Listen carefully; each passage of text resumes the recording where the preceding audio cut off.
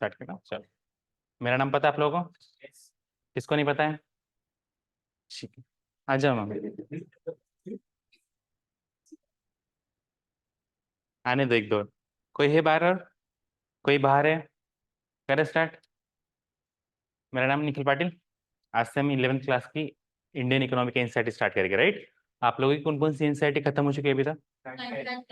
Economy. Economy छोड़ के और क्या हुआ? हिस्ट्री पूरी हो चुकी है। 6, 7, 8। Geography 6 to 10। Polity political theories हो चुकी है। कॉन्स्टिट्यूशन नेटवर्क चल रहा है। और कौन सी एनसीईआरटी होती है? साइंस।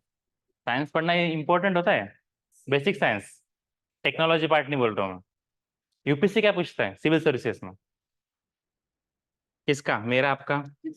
साइंस का। तो टेक्नोलॉजी बेसिक साइंस का एप्लीकेशन है या टेक्नोलॉजी कुछ अलग चीज है?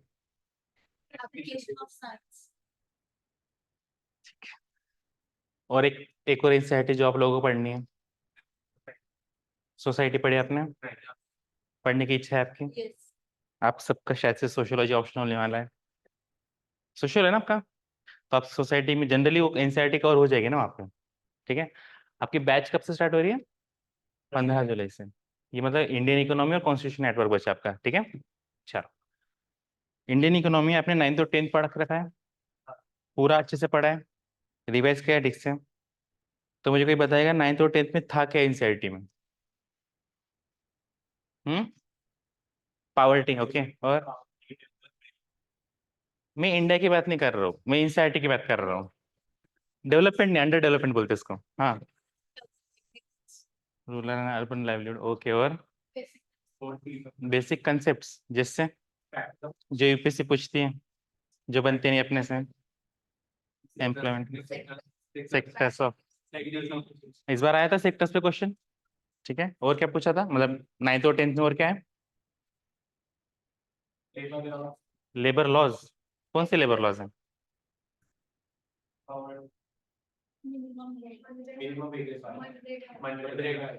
मनरेगा कब एक्ट पास कब हुआ था? यूपीएससी नहीं पूछेगा ना, लेकिन यूपीएससी क्या पूछेगा मनरेगा के ऊपर? कितना होता है? 100 डेज। और इसको एक्सटेंड किया जा सकता है? 100 डेज को एक्सटेंड किया जा सकता है? एग्जैक्टली, मिनिमम 100 डेज है। इसको एक्सटेंड कर किया जा सकता है, तो वो पता करो एक बार। कौन सी मिनिस्ट्री के अंडर आती मनरेगा? कौन सा डेवलपमेंट? वेलफेयर डेवलपमेंट की कोई मिनिस्ट्री है? कौन सी डेवलपमेंट? वेलफेयर डेवलपमेंट के लिए फैमिली वेलफेयर हो। वेलफेयर डेवलपमेंट ऐसा कुछ नहीं है, ठीक है।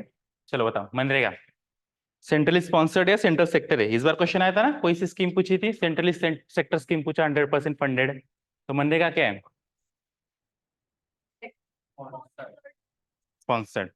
सपोज करो मनरेगा में गवर्नमेंट फेल करती है एम्प्लॉयमेंट देना और आपको फंड्स प्रोवाइड करना, तो कंपनसेशन में जो एक्स्ट्रा फंड आएगा वो आप लोगों को प्रोवाइड किया जाएगा। सपोज करो गौरव दिहाड़ी मजदूरी पे जा रहे हैं मनरेगा के अंडर, ठीक है।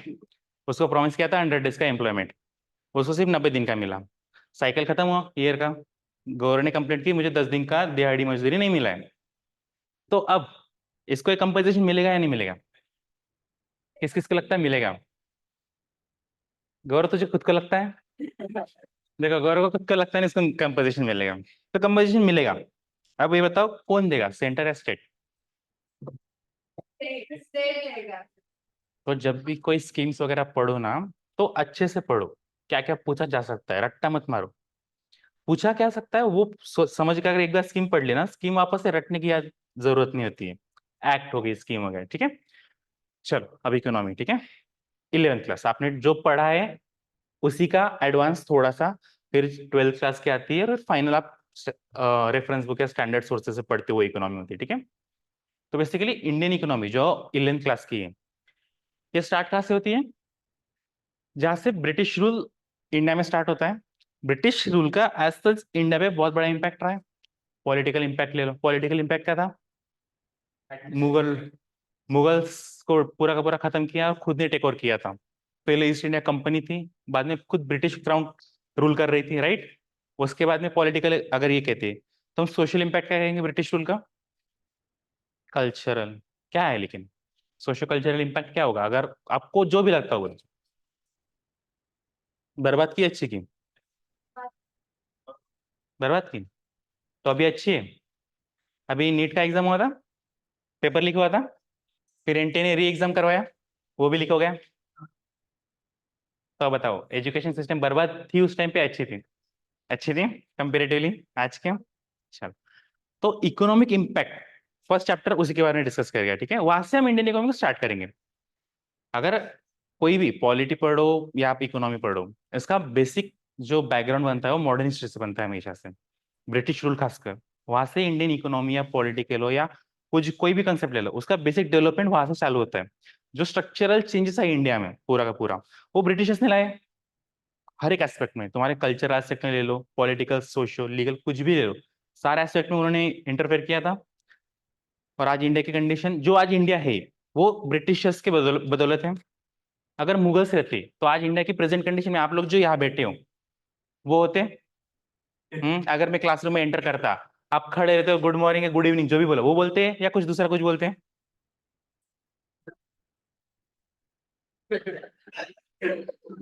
तो मतलब चेंजेस तो लाए हैं ब्रिटिश ने, ठीक है, काफी ज्यादा सिग्निफिकेंट चेंजेस लाए हैं। वेस्टर्नाइजेशन का कंसेप्ट उनसे लाया हम, ठीक है। तो एनसीईआरटी पूरी की पूरी स्टार्ट हम वहां से करेंगे। फिर देखते जाएंगे कि ब्रिटिश खत्म हुए, इंडिपेंडेंस मिला, राइट। इंडिपेंडेंस कब मिला था? किसी को नहीं पता हो तो बताओ मुझे। ठीक है। फिर 1947 के बाद से लेके 1990 तक, जब 1990 क्यों बोल रहा हूँ मैं, वहां तक के डेवलपमेंट्स, इंडियन इकोनॉमी कैसी थी, ऐसा क्यों कहा 1990? LPG cylinder. हाँ, कितना चल रहा है एलपीजी का रेट आजकल? 800। मुझे लगा मोदी जी पहुंचा देंगे 990 तक, 1990 तक। खत्म कम हो गया ना अभी। चलो, लिबरलाइजेशन सॉरी एलपीजी रिफॉर्म्स आते हैं। वापस से कुछ major structural changes Indian economy पे देखते हैं। इंडियन इकोनॉमी खुलती है। उसके बाद में जो डेवलपमेंट से फिर आके वो सारी चीजें, एग्रीकल्चर ले लो, इंडस्ट्रीज ले लो, सर्विस सेक्टर वगैरह सारी चीजें, वो सारी बाद में पढ़ेंगे। बेसिक्स क्या आपने ले सबसे पहले, ब्रिटिश के टाइम पे इंडियन इकोनॉमी कैसी थी, ठीक है, उसका इम्पैक्ट क्या रहा। इम्पैक्ट भी कैसे देखेंगे, overall economy, agriculture specific sectors पढ़ते हो ना आप लोग, एग्रीकल्चर सेक्टर पढ़ते हो, इंडस्ट्री देखते हो, फॉरेन ट्रेड देखते हो, यही सब पढ़ते हो। तो बेसिकली हर एक सेक्टर पे ब्रिटिश का इम्पैक्ट कैसे रहा, आज ये देखेंगे फर्स्ट चैप्टर। फिर आगे कंटिन्यू करेंगे इस चीजों को, ठीक है। आप लोगों ने कभी एनसीईआरटी का इंडेक्स देखा है? छोड़ो, एनसीईआरटी खरीदी है? कौन कौन है जिन्होंने अभी तक एनसीईआरटी नहीं खरीदी है? कर करो बेशर्मा हाथ खड़ा करो। गौरव से पहले, ऑब्वियस सी बात है। हाँ, गौरव का समझ सकता है, वो दिहाड़ी मजदूरी पे जाता है, उसको एम्प्लॉयमेंट मिलता नहीं पूरा। ठीक है। ठीक है, चलो।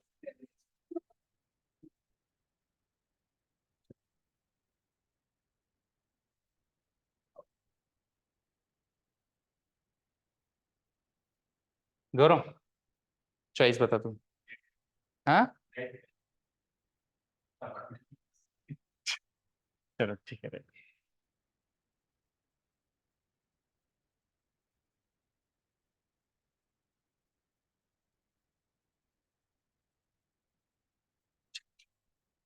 चलो, टोटल 10 चैप्टर्स हैं, ठीक है। धीरे धीरे करके पढ़ेंगे। किसी की इच्छा है जल्दी जल्दी खत्म करनी एनसीईआरटी को, कोई है तो बता दो मुझे, अपन 2 दिन में खत्म कर सकते हैं।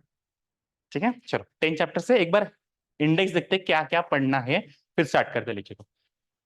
5 यूनिट में बचा है, बटा है पूरा का पूरा इंडियन इकोनॉमी का ये है। उसमें सबसे पहला चैप्टर है Indian economy on the way of independence.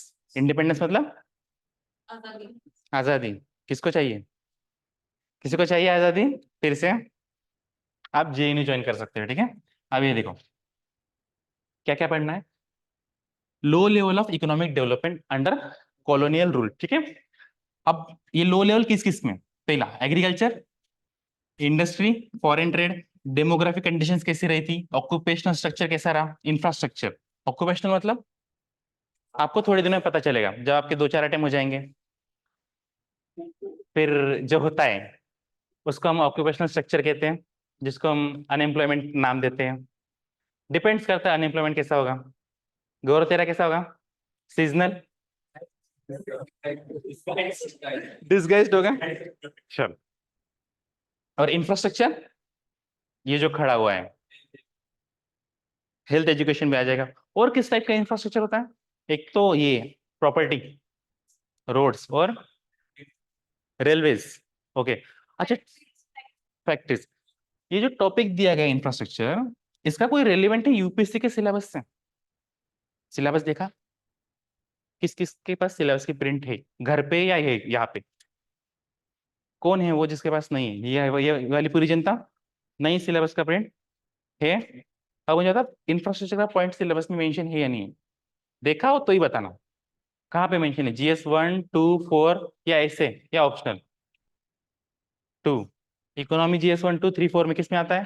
3 में आता है, 2 में आता है। किसी को लगता है GS 1 में आता है? किसी को लगता है ऐसे में? किसी का इकोनॉमी ऑप्शनल है? एक भी नहीं। आज वैष्णवी नहीं है। ठीक है, चलो।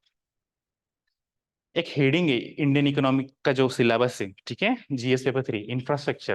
उन्होंने उसमें road, airports, ports, comma comma करके दिए। तो यूपीएससी स्पेसिफिक अगर हेडिंग दे रहा है सिलेबस में, तो क्वेश्चन पूछेगा इंफ्रास्ट्रक्चर मतलब क्या? तुम्हारा ढांचा, कुछ भी कह लो, इंफ्रास्ट्रक्चर होता है, ठीक है। रोड के डेवलपमेंट के लिए क्या क्या स्कीम्स आई है? इंडिया में गड्ढे होते हैं बहुत सारे, जाओ तुम, गड्ढे देखे आप लोगों ने? अभी panchayat movie web series release हुई है, खुद सरपंच गिरता है अपने गड्ढे में, अगर देखी हो तो पता हो, ठीक है। Second, airport. एयरपोर्ट अच्छे अपने यहाँ पे, अभी एयरपोर्ट का कुछ कांड हुआ, पता चला? हाँ, तो एयरपोर्ट शायद से इस बार मेंस में एयरपोर्ट आएगा, ठीक है। क्यों? रिसेंट डेवलपमेंट्स, इंफ्रास्ट्रक्चर अच्छा नहीं है, ठीक से वर्क नहीं कर रहा है। पोर्ट्स इंफ्रास्ट्रक्चर, 2023 प्रीलिम्स 3 पोर्ट्स के नाम दिए थे, उनका मतलब बेसिक एम क्या है, पर्पस क्यों है, वो पूछा था। मुंद्रा पूछा था, और कौन सा पूछा था? कामराजर, और एक और पूछा था वाइजैक, विशाखापट्टनम पूछा था। तो पोर्ट्स प्रीलिम्स और मेंस दोनों के लिए काम का है। और कौन सा? Infrastructure, energy. एनर्जी में क्या क्या आता है? नेगेटिव पॉजिटिव, कौन सी? Renewable energy, non. अब बेसिक सेग्रीगेशन करते हो, रिन्यूएबल में क्या क्या आता है? सोलर। इंडिया में सोलर एनर्जी से पावर जनरेशन ज्यादा होता है, विंड से होता है, या हाइड्रो से होता है? हाइड्रो सबसे ज्यादा है, फिर सोलर, फिर न्यूक्लियर किस में है? न्यूक्लियर लास्ट में आएगा या टॉप में आएगा? बीच में कहीं फंसा पड़ा है। इस बार क्वेश्चन आया था न्यूक्लियर फिजिक्स पे से, कौन सा आया था? कोई सा रिएक्टर पूछा था, थर्मो इलेक्ट्रिक न्यूक्लियर रिएक्टर कुछ पूछा था, फ्यूजन रिएक्टर था, उन्होंने फ्यूजन देके रखा था, ठीक है। इंफ्रास्ट्रक्चर ओवरऑल, ठीक है, सीधा सिलेबस की हेडिंग है। तो इसको ठीक से, मतलब ये बेस है आपका, इसके ऊपर डेवलपमेंट, इसमें जैसे टॉपिक है रोड वगैरह ना, आप एडवांस में जब पढ़ोगे, उन इंफ्रास्ट्रक्चर के डिफरेंट स्कीम्स कौन सी लाई गवर्नमेंट ने, फंक्शन कर रही कि नहीं कर रही है, क्या लैकुनास है, क्या सोल्यूशन है, वो सारी चीजें आप एडवांस में पढ़ोगे, ठीक है। बेस से आप क्रिएट करेंगे। नेक्स्ट, इंडियन इकोनॉमी 1950 से लेके 1950 क्यों लिखा है वहां पे? 47 क्यों नहीं लिखा? गवर्नमेंट 1950 में बनी थी? तो घर जाके एक बार पता चलना यहाँ पे 1950 क्यों लिखा, 1947 क्यों नहीं लिखा इन लोगों ने? गौरव तुझे पता है?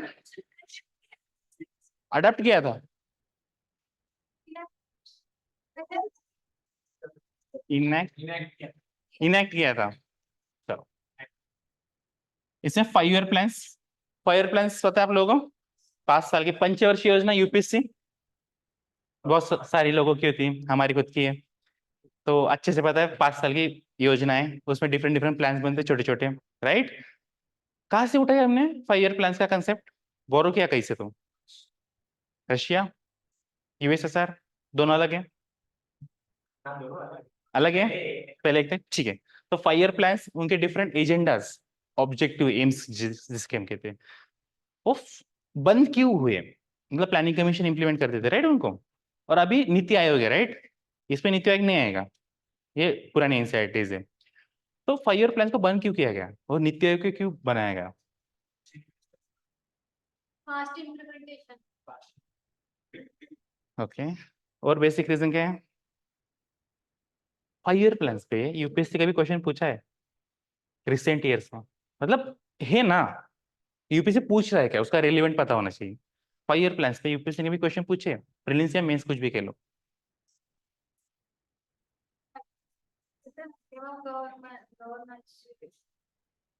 Minimum, minimum government, maximum governance, ठीक है। अभी रिसेंटली 2019 प्रीलिम्स हुआ था, 4 साल पहले या 5 साल पहले कह लो। उसमें उन्होंने 3 स्टेटमेंट बेस्ड क्वेश्चन पूछा, second 5 year plan, third 5 year plan और 8th 5 ईयर प्लान, 3 स्टेटमेंट, 3 अलग 5 ईयर प्लान दे थे, उनके ऑब्जेक्टिव्स बेसिकली।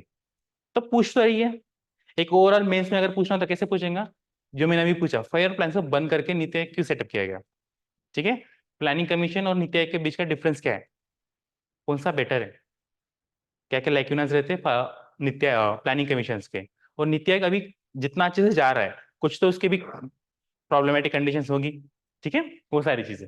नेक्स्ट, अब एग्रीकल्चर यहाँ पे भी देखा ना, लेकिन वो ब्रिटिश टाइम का था सेम। इंडिया में जब इंडिपेंडेंस मिला, एलपीजी के पहले एग्रीकल्चर कैसा था, इंडस्ट्री, फॉरेन ट्रेड कैसा था। यहाँ पे इंपोर्ट सब्सटीट्यूशन वर्ड दिया है, किसी को पता है इसका मीनिंग? इंपोर्ट सब्सटीट्यूशन, इंपोर्ट मतलब क्या? की कंट्री से गुड्स को अपनी कंट्री में लेना। ओके, इन्होंने कहा बाहर की कंट्री से कोई गुड्स अपनी कंट्री में लेना। अगर मैं गुजरात से कोई महाराष्ट्र में ला रहा हूँ, उसको इंपोर्ट नहीं कहेंगे क्या? बोलेंगे? क्यों नहीं कहेंगे? पक्का?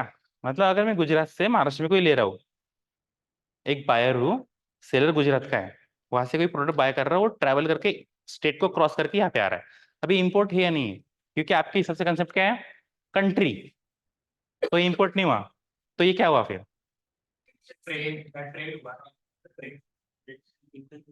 तो इंपोर्ट ट्रेड का पार्ट नहीं आता है? इंपोर्ट और एक्सपोर्ट किसका पार्ट है, ट्रेड का अल्टीमेटली।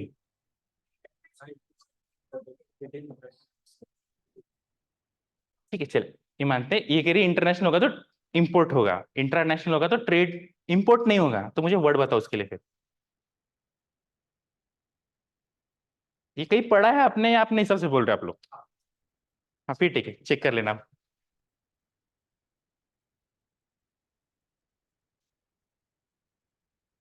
देन 1991 इकोनॉमिक रिफॉर्म्स, किसकी गवर्नमेंट थी उस टाइम पे? वेरी गुड गौरव, अच्छा इस बार अटेम्प्ट नहीं दिया तूने। किसकी गवर्नमेंट थी? PV Narasimha Rao, right. उस टाइम के फाइनेंस मिनिस्टर कौन थे? मनमोहन सिंह। क्यों लाए थे रिफॉर्म्स, क्या हुआ था इंडिया में? Economic crisis.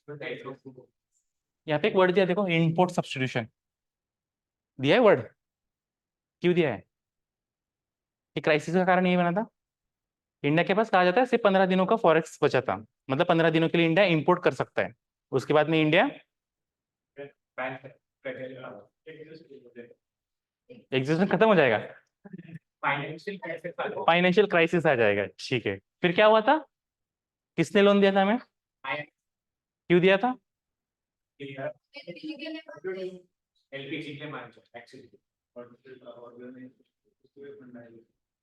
क्या क्या, बोलो बोलो।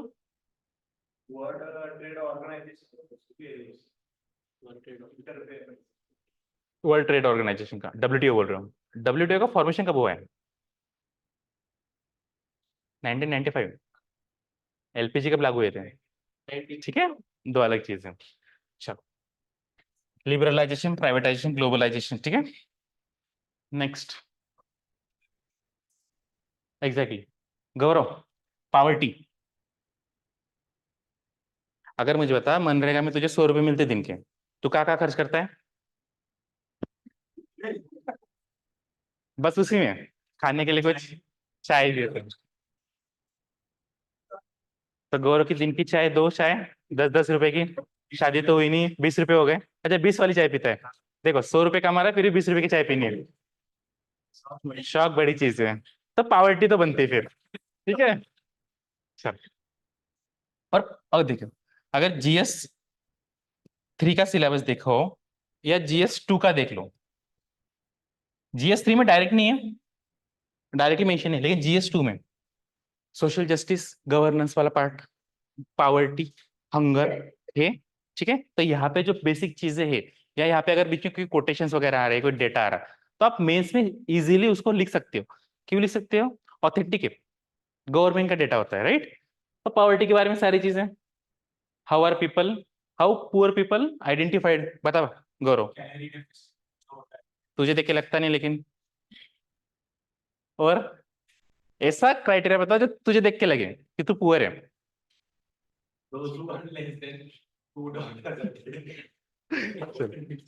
The number of poor people in India कितना है? Number of poor people in India बहुत ज्यादा, 42% इंडिया पीपल गरीब। इतने हेवी टर्म्स कहाँ से लाते हैं? Absolute poverty, relative poverty. Poverty की डेफिनेशन पता है किसी को? बेसिक डेफिनेशन बताओ। कैलोरी। अच्छा वृषाली, वृषाली नाम आपका, आपकी बेसिक नेसेसिटीज क्या है? घर और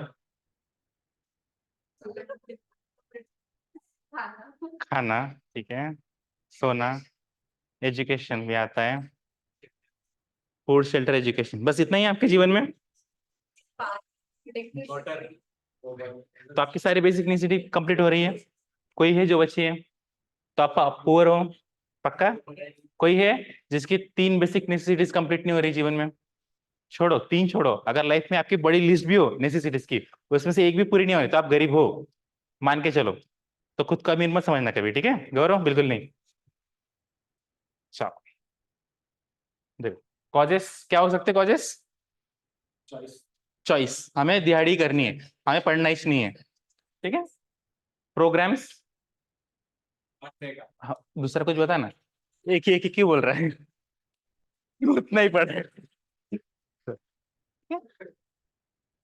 अब ये देखो यहाँ पे क्या दिया है, poverty alleviation programmes a critical assessment. UPSC mains में हर बार जब पावर्टी या हंगर पे क्वेश्चन पूछता है ना, वो जो प्रोग्राम्स वगैरह आते हैं ना, उनके लाइकनेस ढूंढने में फोकस करता है। कौन से प्रोग्राम्स लाए उसको फर्क नहीं पड़ता, प्रोग्राम जो इंप्लीमेंट हुए आज तक वो ठीक से इंप्लीमेंट क्यों नहीं हो पा रहे। अगर इंप्लीमेंट होते तो पावर्टी होती नहीं, पावर्टी होती नहीं तो हम डेवलप रहते हैं, बराबर है कि नहीं। अब इंप्लीमेंट होने है तो हमेशा मेजर थीम क्या है यूपीएससी की, पावर्टी के क्वेश्चन पूछने की, जो प्रोग्राम्स इंप्लीमेंट हुए वो उनकी लाइकनेस क्या है सीधे यहाँ से मिलेंगे, और उनके सॉल्यूशंस क्या है वो भी यहाँ पे मिलते हैं। जो क्वेश्चन मेंस में आज भी पूछे जा रहे हैं 2022 2023 मेंस, वो सारे इस एनसीईआरटी से आते हैं। मेंस की बात करो मुझे मेजरली, कुछ ऐसे टॉपिक्स इस एनसीईआरटी में जो सीधा प्रीलिम्स में आने वाले आपके, एक 5 ईयर प्लान बताया मैंने आपको, आगे फिर वो लैंड रिफॉर्म्स वगैरह भी देखेंगे आपको, तो उसमें सीधा आता है प्रीलिम्स और मेंस दोनों में, ठीक है। Next, human capital formation in India. Human capital formation, human मतलब क्या? इंसान। Okay. अब जानवर को ह्यूमन को कैटेगरी में डालोगे? नहीं डालोगे? क्यों नहीं?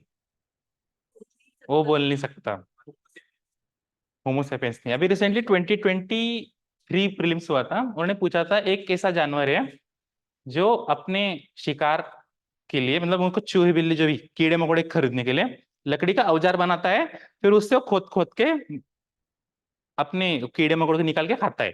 अब सोचो वो क्या बोल रहा है, एक जानवर लकड़ी का औजार बनाता है खुद से, फिर वो जो पेड़ वगैरह होते हैं ना सड़े हुए, उनको खोदने के लिए खोदता है, फिर जाके निकाल के खाता है। ये जानवर है, इतना डेवलपमेंट कैसे हो उनका? तो इसको मैं ह्यूमन कैटेगरी में डालूंगा। उसका नाम क्या है? हाँ वही, बोल गौरव। ठीक है, पहला गौरव, दूसरा गौरव, नहीं, ओरंगुटान, स्मार्टेस्ट एप स्पीशीज कहते हैं हम उसको, राइट। वो बस बोल नहीं सकते, डेवलप हमसे ज्यादा है, गौरव से कुछ ज्यादा ही है, ठीक है गौरव, चलो। तो ह्यूमन कैपिटल क्या है? आपका डेवलपमेंट होना, और आपका जो डेवलपमेंट हुआ है वो इंडियन इकोनॉमिक परस्पेक्टिव से कैसे यूटिलाइज किया जा सकता है। कैपिटल मतलब मॉनिटरी टर्म्स में कंसिडर करते हैं, राइट, ठीक है। 2019 2019 है किस इंटेंजिबल ह्यूमन कैपिटल वगैरह पे क्वेश्चन आए थे, सारी ऐसे पूछेंगे, ठीक है। फिर ये गौरव, तेरा फेवरेट टॉपिक, रूरल डेवलपमेंट। दिहाड़ी करते रहोगे जीवन में? नहीं, फिर आप गवर्नमेंट को बोलोगे कुछ तो करो हमारे लिए, तो गवर्नमेंट क्या करेगी? स्कीम्स लाएंगे। अब बता मनरेगा छोड़ के फिर से कोई रूरल डेवलपमेंट के लिए पीडीएस ऐसी कोई स्कीम बता गौरव जिसमें गरीबी हटे, गरीबी को प्रमोट ना किया जाए। लैंड रिफॉर्म्स, ठीक है। और पीडीएस में गरीबी हटती है, किसको लगता है? पीडीएस मतलब क्या, फ्री में राशन बांट रहे हो ना आप लोग? फ्री में, लगभग फ्री ना, 20 रुपए में लगभग सब मिल जाता है। Free education, free education India में बांटा जाता है। एलिमेंट्री एजुकेशन फंडामेंटल राइट है, किसको लगता है? फंडामेंटल राइट है।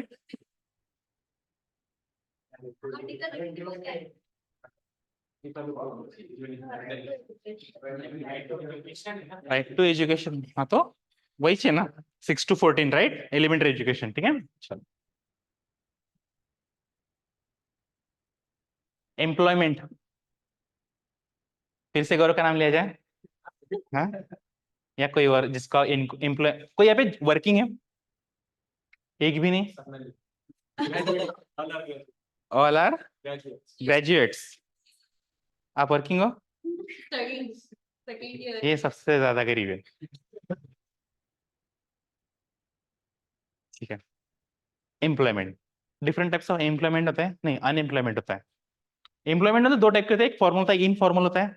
फॉर्मल मतलब टर्म्स एंड कंडीशंस होता है, रिस्ट्रिक्शंस होते हैं। रिस्ट्रिक्शंस होते हैं। इंडिया में कोई जॉब है जहाँ पे रिस्ट्रिक्शंस नहीं है, रूल्स एंड रेगुलेशन ना हो, ऐसा भी कोई जॉब है? जॉब सिक्योरिटी, ठीक है। तो इनफॉर्मल क्या है? या कुछ ना हो। हाँ, वड़ा पाव बेचना, कैजुअल वर्कर्स राइट। इंडिया में सबसे ज्यादा क्या है, फॉर्मल है इनफॉर्मल? कितना है? तो डेटा रट क्या है क्या, याद है तेरे को? 92% है पक्का, या 85% है?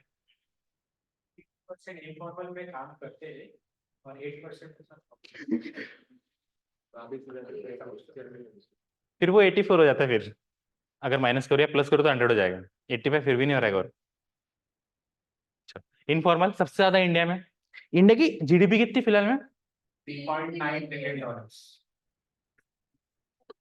एक बात है, डेटा कहाँ से रट गया है तू? तो घर पे जाके डेटा रट्टा मारता है। ठीक है, इंडिया कौन से पोजीशन पे है?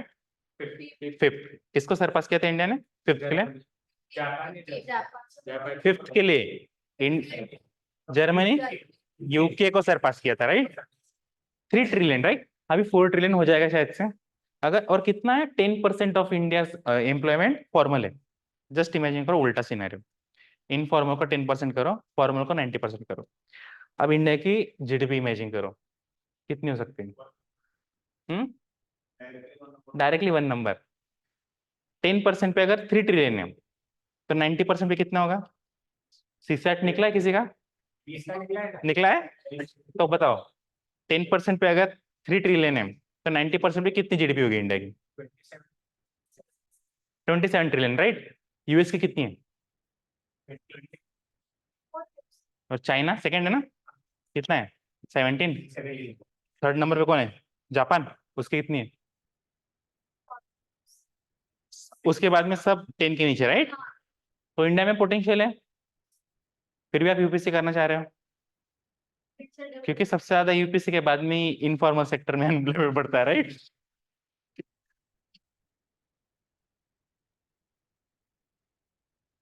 लास्ट में इंफ्रास्ट्रक्चर, ऑलरेडी हम इंफ्रास्ट्रक्चर का पॉइंट देख चुके हैं, उसमें डिटेल में देखें, ठीक है। तो आपका सिलेबस है एनसीईआरटी का, इसमें बहुत सारा सिलेबस ओवरलैप करेगा आपका डायरेक्ट सिलेबस, यूपीएससी का मेन सिलेबस, ठीक है।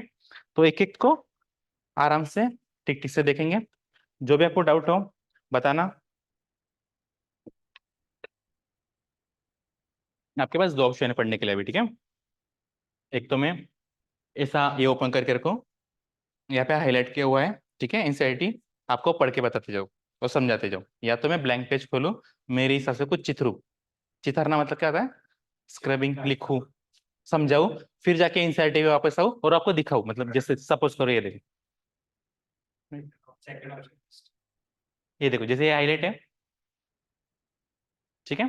मैं आपको दो ऑप्शन है, एक तो मैं सीधा पढ़ा सकता हूँ यहाँ पे और बोल सकता हूँ, सेकंड ऑप्शन है मैं इधर जाऊंगा, जा क्यों नहीं रहा हूं? कुछ तो लिखेंगे आराम से, पहले कंसेप्ट समझ लेंगे सारी चीजें, फिर जाके वापस जाके एक बार पढ़ेंगे उसको, तो आपको याद रही चीजें। ठीक है, कौन सा ऑप्शन बेटर है? Second option better. अच्छा, सबसे पहला चैप्टर।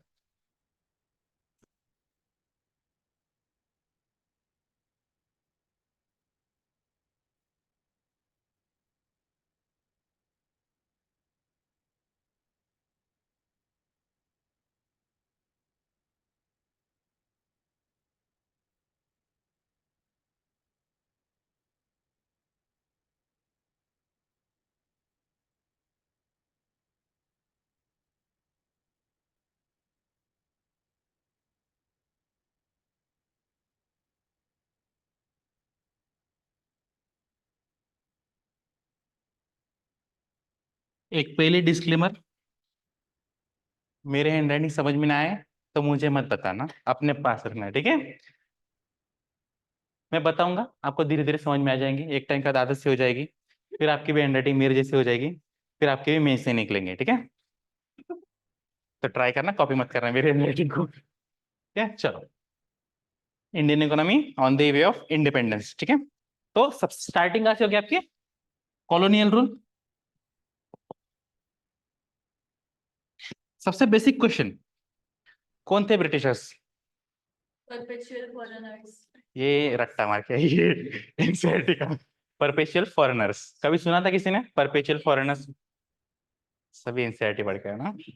चलो, और कौन थे ब्रिटिशर्स परपेचुअल फॉरेनर्स को छोड़ के? ब्रिटिश कौन? विदेशी लोग। अच्छा, कभी जब फॉरेनर का नाम सुनते हो, कौन सी कंट्री याद आती है सबसे पहले? पाकिस्तान।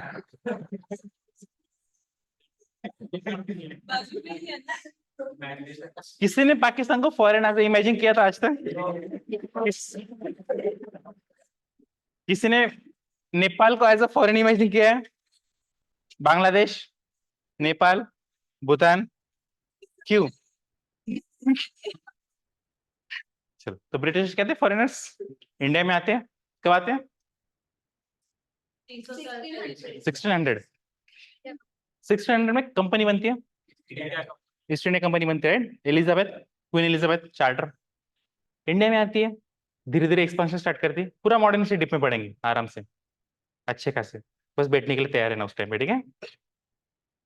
आपको पता है ना क्लासेस लंबी चलेगी, तो मन की तैयारी, पानी की बोतल साथ में रखना, ठीक है? हाँ पता नहीं ठीक है, चलो। तो ब्रिटिशर्स इंडिया में आते हैं, बहुत सारी पॉलिसीज लाते हैं। क्या मुझे बताओ, पॉलिसीज कौन कौन सी थी ब्रिटिशर्स की?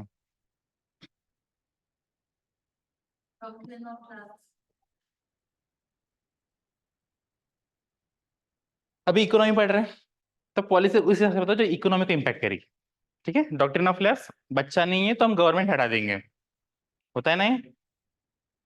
टैक्स और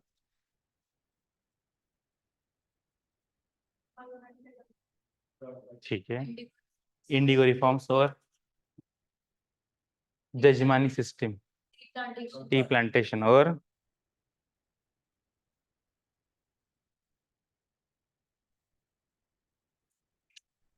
टैरिफ्स वगैरह लगाते थे, हेवी ट्रैफिक वगैरह, ट्रैफिक नहीं टैरिफ, ठीक है? क्यों लगाते थे? जो इकोनॉमिक पॉलिसीज थी, जो इंडिया को हैम्पर, इंडियन ट्रेड को हैम्पर कर रही थी बेसिकली, ठीक है? एग्रीकल्चर कुछ भी ले लो, हैम्पर कर रही, इतना बेसिक कंसेप्ट पता है, कैसे कर रही थी वो बाद में देखते, सारी चीजें हैम्पर कर रही थी। इन पॉलिसीज का बेसिक फंडा क्या था? अगर मैं दो एम पूछूं आप लोगों से, तो क्या हो सकता है? पहला, एक इंडियन इकोनॉमी को कन्वर्ट करना, किसमें कन्वर्ट करता? Convert Indian economy into feeder country. Feeder मतलब अपना बच्चा कुछ मतलब वो इम्पोर्ट ज्यादा हो सकता है Import ऑफर ज्यादा। से। रॉ मटेरियल हमसे लेके जाके वहां पे वो फिनिश प्रोसेस करके एग्जैक्ट फीड करते। पैरासाइट सुना आप लोगों ने? खून चूसने वाले, चूसते हो आप लोग किसी और का? नहीं, हाँ। तो फीडर कंट्री का वो इंडस्ट्रियलाइजेशन कहाँ पे हो रहा है? ब्रिटेन में। तो ब्रिटेन की नीड्स फुलफिल करने के लिए कोई तो, कई तो चूसेंगे ना वो लोग, ठीक है? कहाँ से चूसेंगे? इंडिया से। फीडर कंट्री, इकोनॉमिक पॉलिसी का पहला एम कहता है as a feeder country India को बना दो, सब चूसो और अपने यहाँ पे डेवलप करो, सेकेंड, अब इतना फीड करते जा रहे, इसका इम्पैक्ट क्या होगा? इंडिया में भी इंडस्ट्रीज थी या ट्रेडिशनल इंडियन इकोनॉमी भी अच्छी थी, राइट? ट्रेडिशनल इंडियन इकोनॉमी एक रूरल इकोनॉमी थी जो अच्छी खासी हैंडीक्राफ्ट पे बेस्ड थी, राइट? और क्या एग्रीकल्चरल इकोनॉमी थी? खत्म क्यों हुई?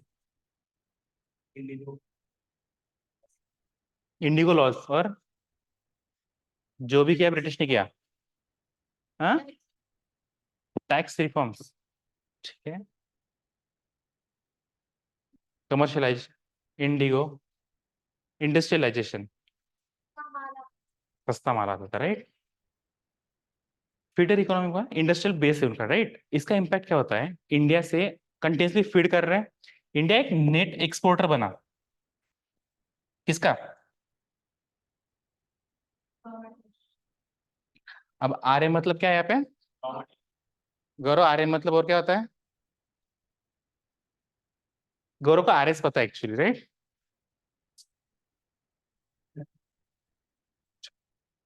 और नेट एक्सपोर्टर किसका बना? रॉ मटेरियल का। और नेट इंपोर्टर किसका बना इंडिया? इसी लगाओ रिमोट, वो बटन चालू कर दो। लेक्चर से पहले ये 2 AC 16 पे चालू करके रखना।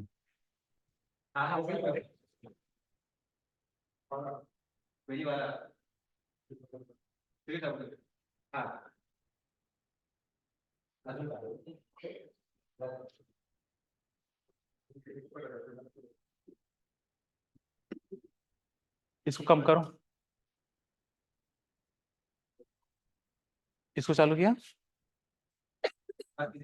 तो उसको 16 पे करो थोड़ी देर के लिए। पंखे भी बंद है, वेरी गुड। आप लोगों को ठंड लग रही थी?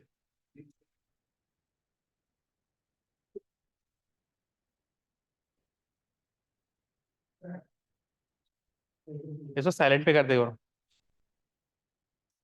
साइलेंट पे कर देना। 24 पर जाता है 24 में रन दे, 16 पे कर।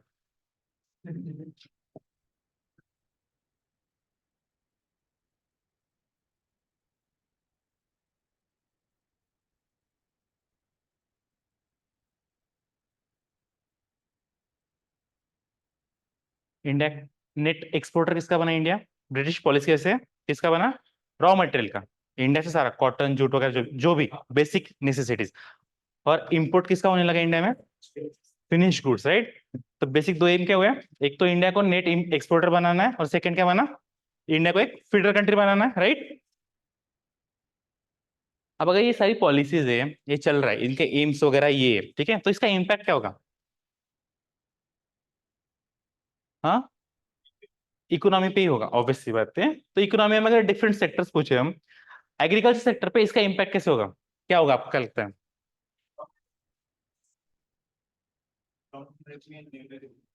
क्या कम रेट में दे रहे थे?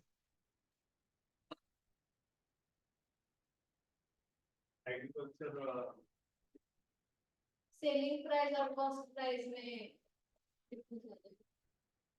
किसके? Agriculture के लिए affordability कम हो जाएगी। ठीक है, डिक्लाइन ऑफ हैंडीक्राफ्ट इंडस्ट्री। और जो भी आपको लगता है ब्रिटिश रूल का इम्पैक्ट हो सकता है, आप बोलो। Decline of handicraft industry, selling price इसने बोला, हाँ। डेट बढ़ेगा, एक्सप्लॉइटेशन किसका?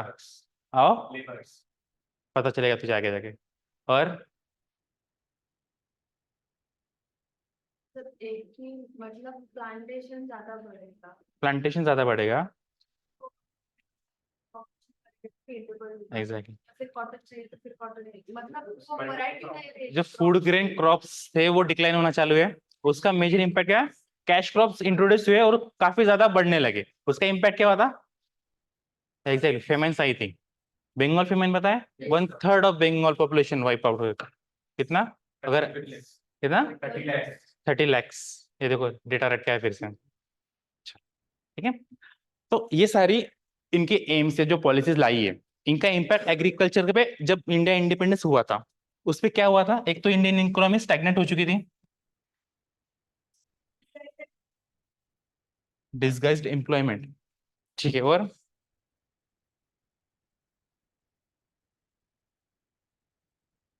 इंडियन एग्रीकल्चर की प्रोडक्टिविटी कैसी होगी?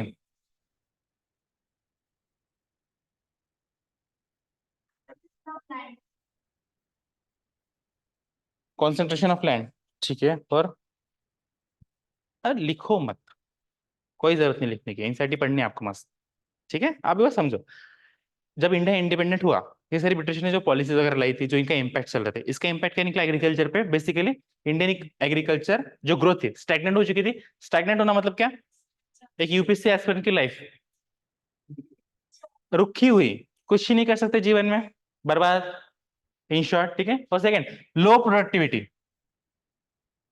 बस यूपीएससी एस्पिरेंट्स की यही दिक्कत है, प्रोडक्टिविटी बहुत हाई चाहिए होती है, लेकिन लाइफ स्टैग्नेंट होने के कारण धीरे धीरे प्रोडक्टिविटी भी लो होती जाती है। तो परफेक्ट एग्जांपल है किसका? हाँ, अब ये सारी चीजें एग्रीकल्चर में क्यों हुई? इंडियन इकोनॉमी जब इंडिया जब इंडिपेंडेंट हुआ, एग्रीकल्चर में लो प्रोडक्टिविटी चल रही है, या कह लो स्टैग्नेंट है, इसके फैक्टर्स क्या थे मेजर? जैसे क्या किया ब्रिटिशर्स ने एग्रीकल्चर स्पेसिफिक अगर बात करें तो क्या लगता है क्या किया होगा? बताओ। अलग अलग पॉलिसीज थी, सबसे मेजर पॉलिसी क्या लगती है आपको?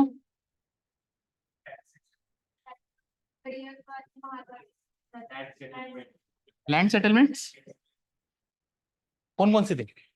आप लोगों ने नाम सुने? परमानेंट सेटलमेंट, जमींदारी सिस्टम जिसको बोलते हैं हम, किसी के फादर या उनके पापा वगैरह जमींदार है? हाँ, नहीं, मैं पहले सॉरी बोलता अगर मैं कुछ बोल जाऊँ, ठीक है। रैयतवारी, उसके बाद में क्या थी? महलवारी, और कुछ नाम सुनते हैं, मालगुजरी, जागीरदारी, ऐसा कुछ नाम सुने आप लोगों ने? ये सारी सेटलमेंट्स लाई थी। सबसे फेमस कौन सी है इसमें से? इतारेदारी का नाम सुना आप लोगों ने? इजारेदारी या इतारेदारी सिस्टम, जब परमानेंट सेटलमेंट कॉर्नवालिस ने इंट्रोड्यूस किया था इंडिया में, ठीक है, 1793 में। उसके पहले Warren Hastings governor general of Bengal थे, first governor general of Bengal. उन्होंने एक सिस्टम इंट्रोड्यूस की थी जिसको इतारेदारी या इजारेदारी सिस्टम कहा जाता है।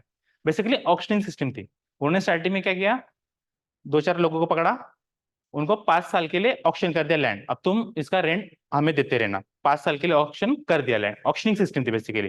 फिर उनको पता चला कि दिक्कत है, 5 साल तक बहुत लंबा टेन्योर है, तब तक मैं रहूं ना रहूं, उनका ट्रांसफर होता था, राइट। तो उन्होंने सिस्टम खत्म करके 1 साल का ऑप्शन कर दिया।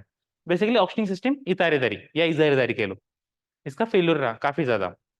तो जब कॉर्नवालिस आते, कॉर्नवालिस कौन थे? गवर्नर जनरल, वो जॉर्ज बार्लो, जॉन शोर, उनके एक ऑफिसर थे, हाई लेवल ऑफिसर ब्रिटिश के, उनका नाम था जॉन शोर। उनको एक क्वेश्चन पूछते, इतारेदारी अगर फेल चल रही है और इनके लोग कुछ ढंग के काम कर नहीं रहे, अपने भी पैसा आ नहीं रहा है, और एग्रीकल्चर भी डिटोरेट हो ही जा रहा है, तो करे क्या? तो जॉन शोर कहता है एक सेटलमेंट लाते हैं जिसका रेवेन्यू फिक्स करके देंगे। अगर हमने रेवेन्यू फिक्स कर दिया 100 रुपए, तो जमींदार को ही पता है इससे 100 ही रुपए लेना है, ठीक है। पीजेंट को ही पता है मुझे 100 ही रुपए देने हैं, ठीक है। तो पीजेंट क्या सोचेगा, हम ज्यादा प्रोडक्टिविटी करेंगे, 200 रुपए कमाएंगे, 100 इनके देंगे, 100 खुद के पास रखेंगे। अगर 100 खुद के पास रख रहे, 20 रुपए खुद की नेसेसिटीज होती है, 80 रुपए अगले साल के एग्रीकल्चर के लिए डालेंगे इन्वेस्टमेंट, एग्रीकल्चर की ग्रोथ होगी। ये सारे बेसिक ऑब्जेक्टिव्स था उनका, ऑब्जेक्टिव्स बड़े अच्छे थे, लेकिन इन द एंड होता क्या है? एक्सप्लॉयटेशन। अब जो परमानेंट सेटलमेंट में परमानेंट रेवेन्यू फिक्स किया गया था, वो बहुत ज्यादा हाई था। मतलब अगर तुम्हारा प्रोडक्शन 100 रुपीज का है, लगभग 60% या 70% कह लो तुम, इतना ज्यादा हाई वो लैंड रेवेन्यू रखते थे। बचा कितना फिर? कुछ काम का नहीं है। उसमें भी देखो, जमींदार से अपॉइंट किए थे कि तुम इस पूरे, अगर पुणे की जमींदारी किसी को दी है, गौरव को सपोज करो, तो गौरव को कहा जाता था पुणे की जमींदारी तेरी, पुणे की लैंड तेरी ओनर हो चुका है तू, भले लैंड में तुम लोग रह रहे हो, इसके पहले तुम्हारे और ओनरशिप थी लैंड की, डिफरेंट डिफरेंट लैंड की ओनरशिप खत्म। पीजेंट सिर्फ टीनेंट्स बन चुके थे, मजदूर, सिंपल। ओनर कौन बना? गौरव बना। गौरव लैंड रेवेन्यू कलेक्ट करेगा। अब उसको पता है लैंड रेवेन्यू इसके लिए फिक्स किया गया है, 100 रुपए देने मुझे ब्रिटिशर्स को। अब अगर 100 रुपए इसको देने, ये सिर्फ 100 रुपए आपसे कलेक्ट करेगा क्या? ये क्या सोचेगा, जितना ज्यादा मैं कलेक्ट करूंगा उतना ज्यादा मेरे लिए अच्छा रहेगा। तो गौरव आपके बारे में सोचेगा कभी? क्यों नहीं सोचेगा? लालच जो उसके चेहरे से दिखती है हमेशा से, ठीक है। लालच बुरी वाला है ना गौरव? नहीं, गुड। अच्छा, तो ज्यादा एक्सप्लॉइटेशन कौन कर रहा है अभी? जमींदार खुद से कर रहा है। तो ultimately deterioration of agriculture fix था। उसमें भी एक अच्छा क्लॉज क्या रखा था ब्रिटिशर्स ने?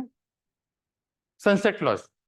जमींदार को भी एक वार्निंग दी थी, अगर शाम ढलने तक तुमने हमारा लगान नहीं दिया तो तुम्हारी जमींदारी दूसरे को दे देंगे। 2024 प्रीलिम्स देखा किसी ने?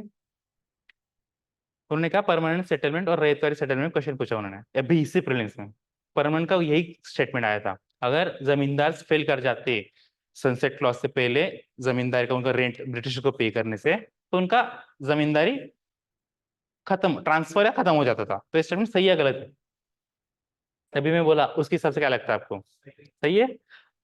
तो जमींदारी भी ठीक से वर्क नहीं की, क्यों? बहुत ज्यादा एक्सप्लॉइटेशन। एम्स अच्छे थे, अल्टीमेटली प्रोडक्टिव बनने वाली थी अकॉर्डिंग टू जॉर्ज शोर और कॉर्नवालिस, राइट?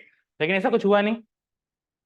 तो 1820s का टाइम आता है, फिर रैयत वाली सेटलमेंट का इंट्रोड्यूस होता है। एक मद्रास में छोटी कॉन्स्टिट्यूंसी है, वहां पे एक ऑफिसर थे अलेक्जेंडर रेड, वो एक्सपेरिमेंट करते रैयत वाली सेटलमेंट के नाम का।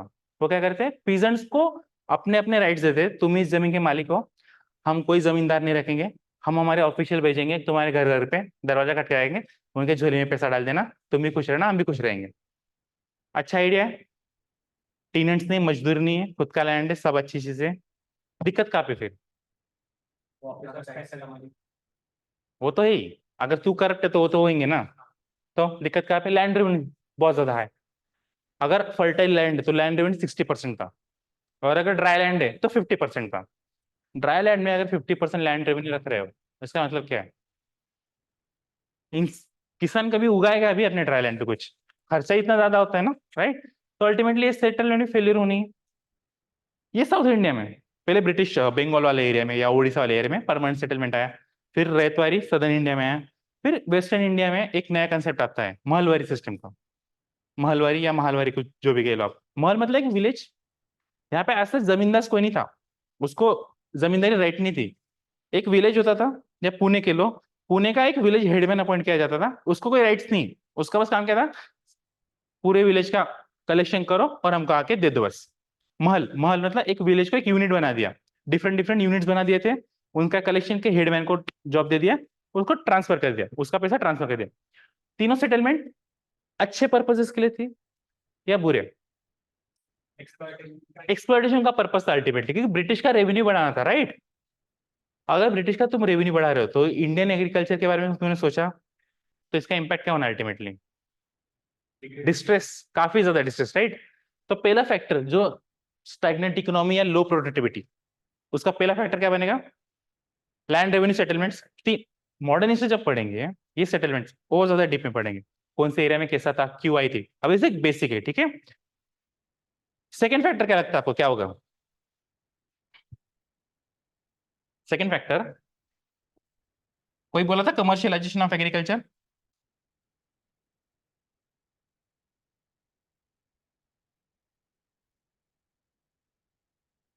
क्या होता है कमर्शियलाइजेशन ऑफ एग्रीकल्चर?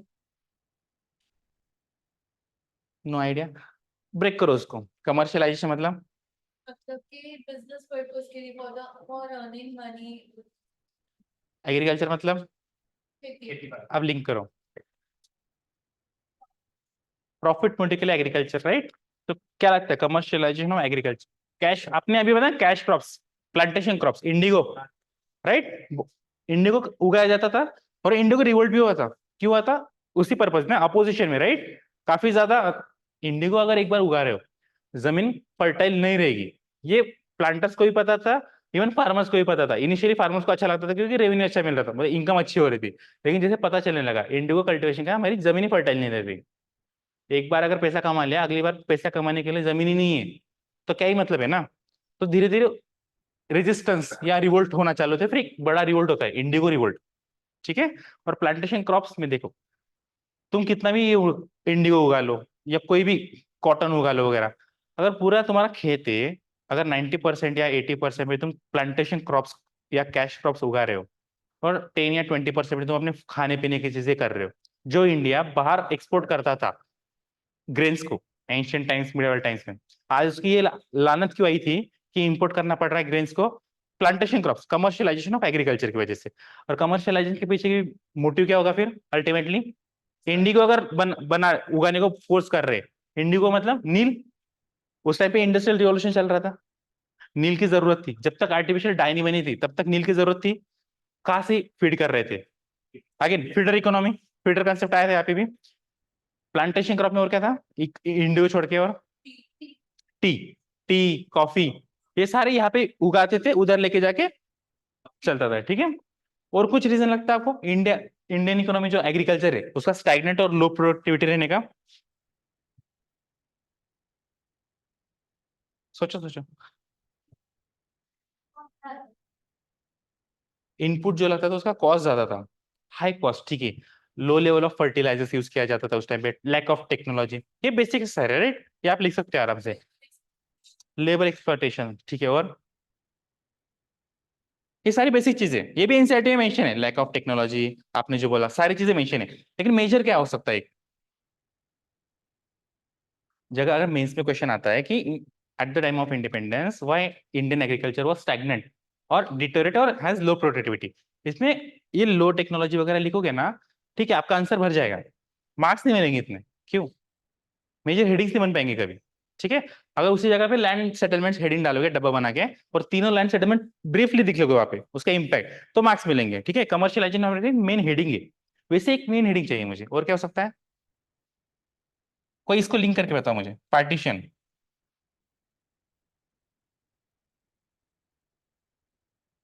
इंडिया का पार्टीशन हुआ,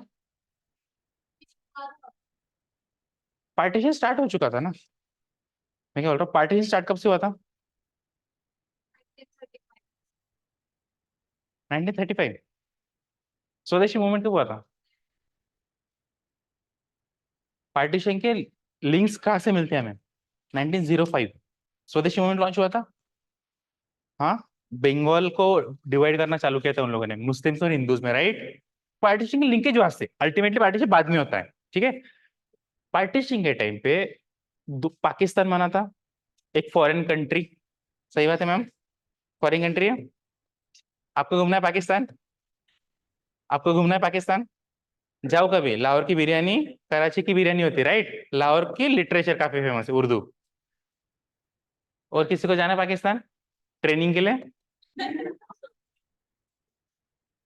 देखो यूपीएससी में ज्यादा टाइम बिताओगे तो शायद से जाना पड़ेगा, ठीक है, तो जल्दी निकल जाना यूपीएससी से। ट्रेनिंग उसको बता देना कौन सी ट्रेनिंग।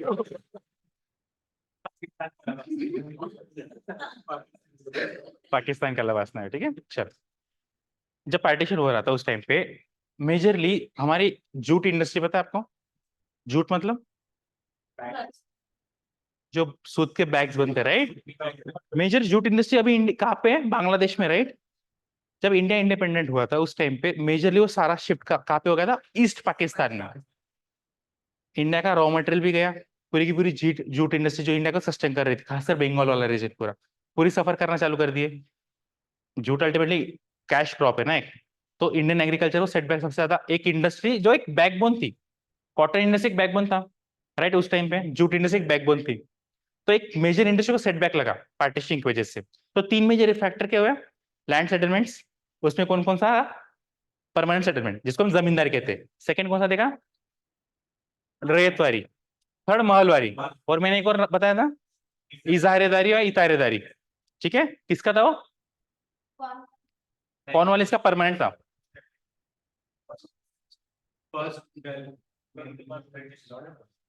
मुगल के बाद में ब्रिटिश आए थे, इसका क्या लिंक है? हाँ, इतारेदारी किसका था? अभी इतारेदारी बताया था आपको ना, दिल्ली सल्तनत, इक्तेदारी था वो। इतारेदारी पूछ रहा हूँ, इतारेदारी इजारेदारी भी नाम लिया था मैंने। इक्तेदारी सिस्टम अलग है, ठीक है, इक्ता अलग था। इक्ता क्या था? मिडिल हिस्ट्री पढ़े आपने, राइट, एनसीईआरटी, तो इक्ता क्या होता है? सुविधा की तरह होता है, लैंड उसको असाइन किया जाता है, राइट। हाँ बताओ, इतारेदारी किसका थी? वाराणसी, ठीक है। Land settlement, commercialisation of agriculture कैसे इंपैक्ट बना, कैसे फैक्टर बना डिटोरेशन का? कमर्शियलाइजेशन ऑफ एग्रीकल्चर ये फैक्टर क्यों बना इंडियन एग्रीकल्चर का डिटोरेशन के लो, स्टैग्नेशन के लो? कैश क्रॉप्स मेजरली, इंडिया के खाने पीने के लाले पड़े थे। एक क्लासिक एग्जांपल क्या है? इंडिगो अरे खाने पीने के लाले पड़े, उसके क्लासिक एग्जांपल क्या है? बंगाल पेमाइन। कितना गया था Gaurav? 30 lakh. Good. Last partition of India, jute industry suffer किया था, ठीक है। और बाकी बेसिक फैक्टर आपको पता है ना? बेसिक फैक्टर क्या है? Lack of technology. उस टाइम पे टेक्नोलॉजी थी? नहीं थी? थी यार। ब्रिटिश के टाइम पे टेक्नोलॉजी नहीं थी? कौन कौन सी थी? Railway engine. सही बात है। और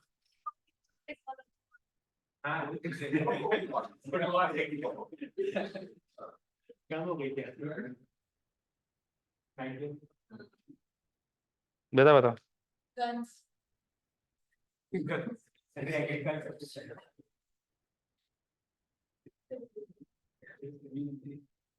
क्वेश्चन क्या था पूछा था मैंने? मैं खुद भूल गया। radio, impact. टेक्नोलॉजी। आपने मिडावल हिस्ट्री पढ़ी है? मिडावल हिस्ट्री पढ़ी है?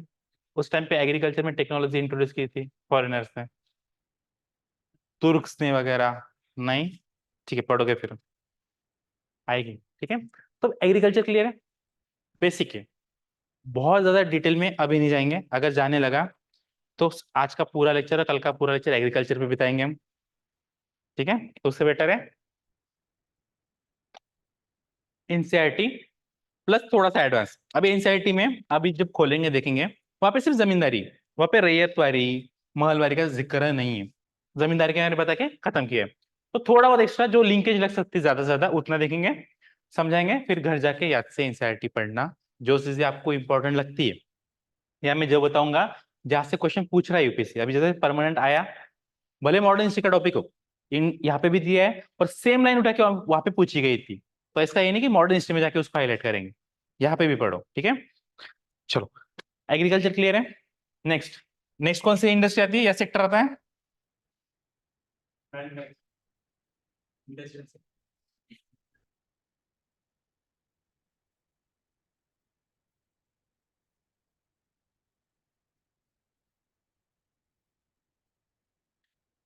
किसी के फादर इंडस्ट्रियल या बिजनेसमैन या खुद का बिजनेस? हम गौरव हाथ खड़ा करना चाहता था, बस दिक्कत है कि वो दिहाड़ी खुद से कर रहा था, वो बोल नहीं पा रहे हैं। कितना मिलता है गौरव? 10 दिन का बाकी Culture में क्या है वो बोल? क्या? चलो, जब इंडिया इंडिपेंडेंस हुआ, इंडिया में इंडस्ट्रीज थी?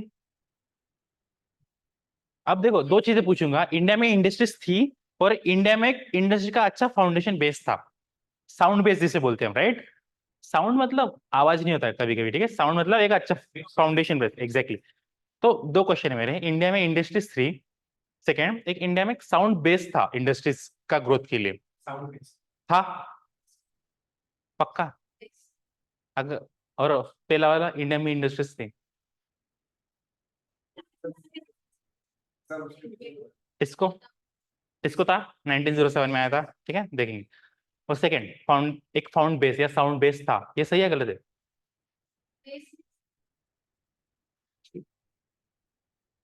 देखो, ब्रिटिशर से अल्टीमेटली नेगेटिव इंपैक्ट की बात कर रहे हैं, मतलब इंडस्ट्रीज का भी नेगेटिव इंपैक्ट आना मोस्टली इंडिया। जो भी इंडस्ट्रीज आई भी थी वो मेजरली लिमिटेड थी कुछ सेक्टर्स के लिए और लिमिटेड काम करती थी। अगर अच्छा काम होता तो इंडिया भी एक रिवोल्यूशनरी, इंडिया में भी रिवोल्यूशन होता। रिवोल्यूशन नहीं हुआ, मेजर इंडस्ट्री बनी नहीं भाई इंडिया में। ज्यादा क्या सुनते, टिस्को बोला ना आपने, टाटा, आयरन स्टील, ज्यादातर हम कॉटन की सुनते और जूट का सुनते। उसके अलावा कोई इंडस्ट्री सुनी थी ब्रिटिश टाइम पे कभी भी? क्यों नहीं बनाई ब्रिटिशर्स ने? क्यों नहीं बनाई बताओ?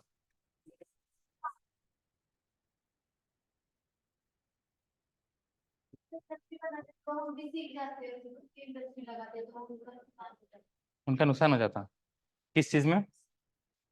वो जो export net exporter net export net exporter नहीं था, राइट, सही है। इंडिया में जब ब्रिटिश आने से पहले एक मेजर इंडस्ट्री वर्क करती थी और वर्ल्ड फेमस थी, कौन सी थी? हैंडीक्राफ्ट इंडस्ट्री, राइट, बहुत ज्यादा फेमस थी इंडिया की।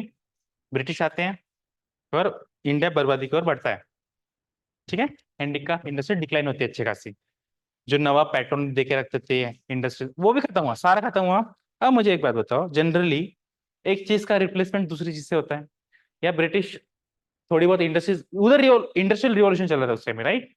तो अगर वो इधर की इंडस्ट्री डिक्लाइन कर रही कोई, तो उसका रिप्लेसमेंट होना चाहिए था। उधर भी रिवॉल्यूशन हो रहा है तो इधर भी कुछ आना चाहिए था, लेकिन इधर हुआ नहीं ऐसा कुछ। मतलब अगर यहाँ पे decline of Indian handicraft industry, जो कि वर्ल्ड फेमस है, काफी ज्यादा फेमस थी, वो डिक्लाइन होती है, लेकिन साइमल्टेनियसली इंडिया में कोई दूसरी इंडस्ट्री ग्रो नहीं कर पाई। क्यों? अभी आपने बताया था रीजन। अभी आपने, इंडिया में साइमल्टेनियसली दूसरी इंडस्ट्री ग्रो नहीं कर पाई। एक मेजर इंडस्ट्री डिक्लाइन होती है, कौन सी? Handicraft, right? लेकिन साइमल्टेनियसली उसकी जगह पे दूसरी इंडस्ट्री ग्रो ही नहीं कर पाई इंडिया में। हाँ, तो वही पूछ रहा हूँ, क्यों? उसका रीजन। आ रही है सर। एग्जैक्टली हमने स्टार्टिंग में देखा था इंडिया को नेट एक्सपोर्टर बनाना, किसका? रॉ मटेरियल का, राइट? और उसका इम्पैक्ट क्या हुआ फिर? इंडिया एक मार्केट बना। किसका मार्केट बना? डंपिंग मार्केट बना। आप लोगों ने स्लोगन सुना है? गंगा करते हैं। नहीं नहीं, do not dump in my backyard, ऐसा कुछ है। Don't dump in your backyard, सुना है आपने? किससे रिलेटेड? इससे रिलेटेड हाँ, तो एक कोटेशन नहीं है आपको कोट करने के लिए, ये है कुछ। अगर यूपीएससी पुलिस में आता है do not dump in my backyard, ये किस कन्वेंशन से रिलेटेड है, या किस फेनोमेना या किस कॉन्सेप्ट से रिलेटेड है?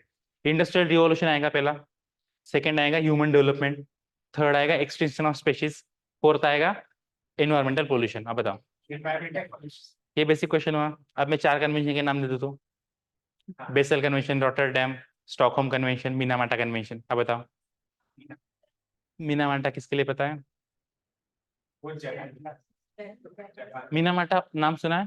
फिश मिनामाटा क्या है? किसका डिसीज है, किससे होता है? फिश पोल्यूटेंट का नाम पूछ रहा हूँ।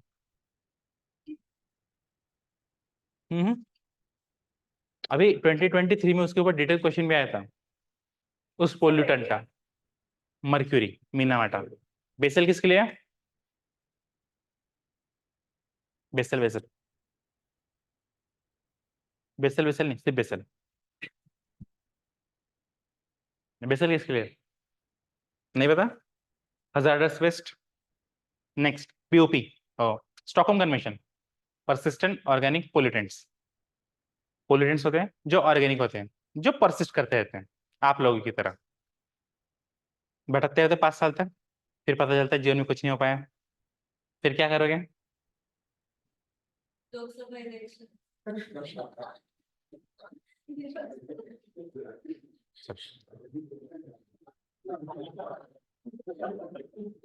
ये तो थॉट क्यों है आपका लोकसभा इलेक्शन का? कुछ नहीं हुआ बताया था। मैंने जितना यूपीएससी प्रिपरेशन किया है अभी तक ना, इसको और अब ये गौरव को, इसको, इन दोनों को छोड़ के मैंने कभी एनसीईआरटी को इतना सीरियसली तो किसी को नहीं देखा आज तक। अच्छी बात है, अपने जीवन में ज्यादा इंप्लीमेंट मत करना बस उसका। ठीक है, चलो कहाँ पे थे? अरे इधर कहाँ पे थे, स्टॉकहोम किधर पहुंच गए? अरे स्टॉकहोम छोड़ो, इधर आ जाओ। इंडस्ट्री ग्रो क्यों नहीं होगा? उसके बेसिक दो रीजन क्या होंगे, अगर उनके एम क्या हो सकते हैं इंडस्ट्री को ग्रो नहीं करने देने के लिए? सबसे पहला नेट, किसका? सेकंड क्या होगा? एक्सपोर्ट नहीं हो पा रहा है, जो इंपोर्ट कर रहे हैं, मतलब क्या? एक मार्केट, डंपिंग मार्केट। किसकी डंपिंग? फिनिश गुड्स की। ठीक है, तो इसका इम्पैक्ट क्या पड़ेगा इंडिया के ऊपर? चेंज बना बनाया मिल जाए, टेक्नोलॉजी में इम्प्रूवमेंट। टेक्नोलॉजी में खुद का कुछ बनाने के सोचेंगे, नहीं सोचेंगे, सेल्फ सफिशिएंट। ठीक है, सेल्फ सफिशिएंट नहीं हो पाएंगे। और क्या इम्पैक्ट होगा इंडिया के ऊपर? बच्चे गरीबी, किसने कहा? कौन है यहाँ पे अनएम्प्लॉयड? आप हो? आपका ग्रेजुएशन हुआ है? आप ही ठीक है, फाइनल ईयर है। इसका सबसे पहला इम्पैक्ट क्या हो गया? अनएम्प्लॉयमेंट। इंडिया में गरीबी थी या अनएम्प्लॉयमेंट था उस टाइम पे, बेरोजगारी कितनी थी? बहुत कम। आज बहुत ज्यादा है? आज ज्यादा है, अभी कुछ रिसेंट डेज में ज्यादा बढ़ी है। ऐसा नहीं बोलना, पता चलता है लोगों को आप किस साइड में हो। ठीक है, चलो। सबसे पहला unemployment, high employment, unemployment. Second और क्या सकता है? आपने कहा सेल्फ सफिशिएंट नहीं बन सकती इंडिया, मतलब टेंडेंसी नहीं बची, मिल रहा है तो ले लो, खाली पेट क्या ही करना है, राइट? आप लोगों में से कोई होंगे, मास्टर पढ़ा रहे, पढ़ाने तो हमें क्या है ना, घर जाके कौन एनसीईआरटी खोलेगा, क्योंकि हमने बाय नहीं किया अभी तक। बाय करो एनसीईआरटी को, ठीक है। और क्या सकता है इम्पैक्ट? बोलो बोलो। एक नया मार्केट बना। देखो, इंडिया में सबसे पहले जब एग्रीकल्चर या इंडस्ट्रीज थी, जो पहले ट्रेडिशनल नीड आती थी, लोकली सफिशिएंट थी, लोकली फुलफिल हो जाती थी। अब इंडियन इंडस्ट्री तो डिक्लाइन हो चुकी है, अब लेकिन डिमांड तो क्रिएट होनी है ना। भले हैंडीक्राफ्ट इंडस्ट्री इंडिया की डिक्लाइन हो चुकी है, इंडिया की डिमांड जो नीड है वो तो कम नहीं होगी, वो बढ़ेगी। अब ये जो मार्केट आया पूरा, जो नई नीड डिमांड हुई, इसका मार्केट आया, इसको फुलफिलमेंट कहाँ से होगी? अल्टीमेटली फिर से ब्रिटिश की गुड्स की, तो ब्रिटिश में फिर से डेवलपमेंट होगा। और डेवलपमेंट किसके बेसिस पे हो रहा है? इंडियन रॉ मटेरियल के, या इंडिया के ऊपर फीड करने की वजह से। मतलब स्टार्टिंग में दो एम देखे थे, फीडर इकोनॉमी का कॉन्सेप्ट, वो फिट बैठता है एग्रीकल्चर में भी और इंडस्ट्रीज में भी। तो इंपैक्ट में पहला क्या आएगा? अनएम्प्लॉयमेंट। सेकेंड, इसने कहा जो सेल्फ रिलायंट नहीं बन सकते, सेल्फ सफिशिएंट नहीं बन सकते। थर्ड क्या? एक नया मार्केट क्रिएट होता है, और डंपिंग के लिए, या कह लो कि उनकी इकोनॉमी के ग्रोथ के लिए नया इंडियन मार्केट क्रिएट होता है, ठीक है। ये ये बेसिक जब इंडस्ट्री एक साइड है इंडस्ट्रीज की, ठीक है, कि पॉलिसीज आई, पॉलिसीज का कुछ एम था, उसका कुछ इंपैक्ट आया, लेकिन साइमल्टेनियसली 1850 के बाद में, या middle of the 19th century कहते हैं, राइट, कुछ इंडस्ट्रीज भी ग्रो करना चालू करती है। जैसे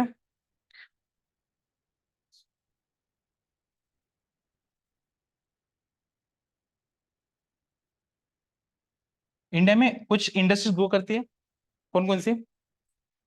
और लिमिटेड थी, जमशेदपुर टाटा वाली, ठीक है, लिमिटेड थी। मेजरली दो इंडस्ट्रीज इंडिया में ग्रो की थी, कौन सी? एक कॉटन इंडस्ट्री,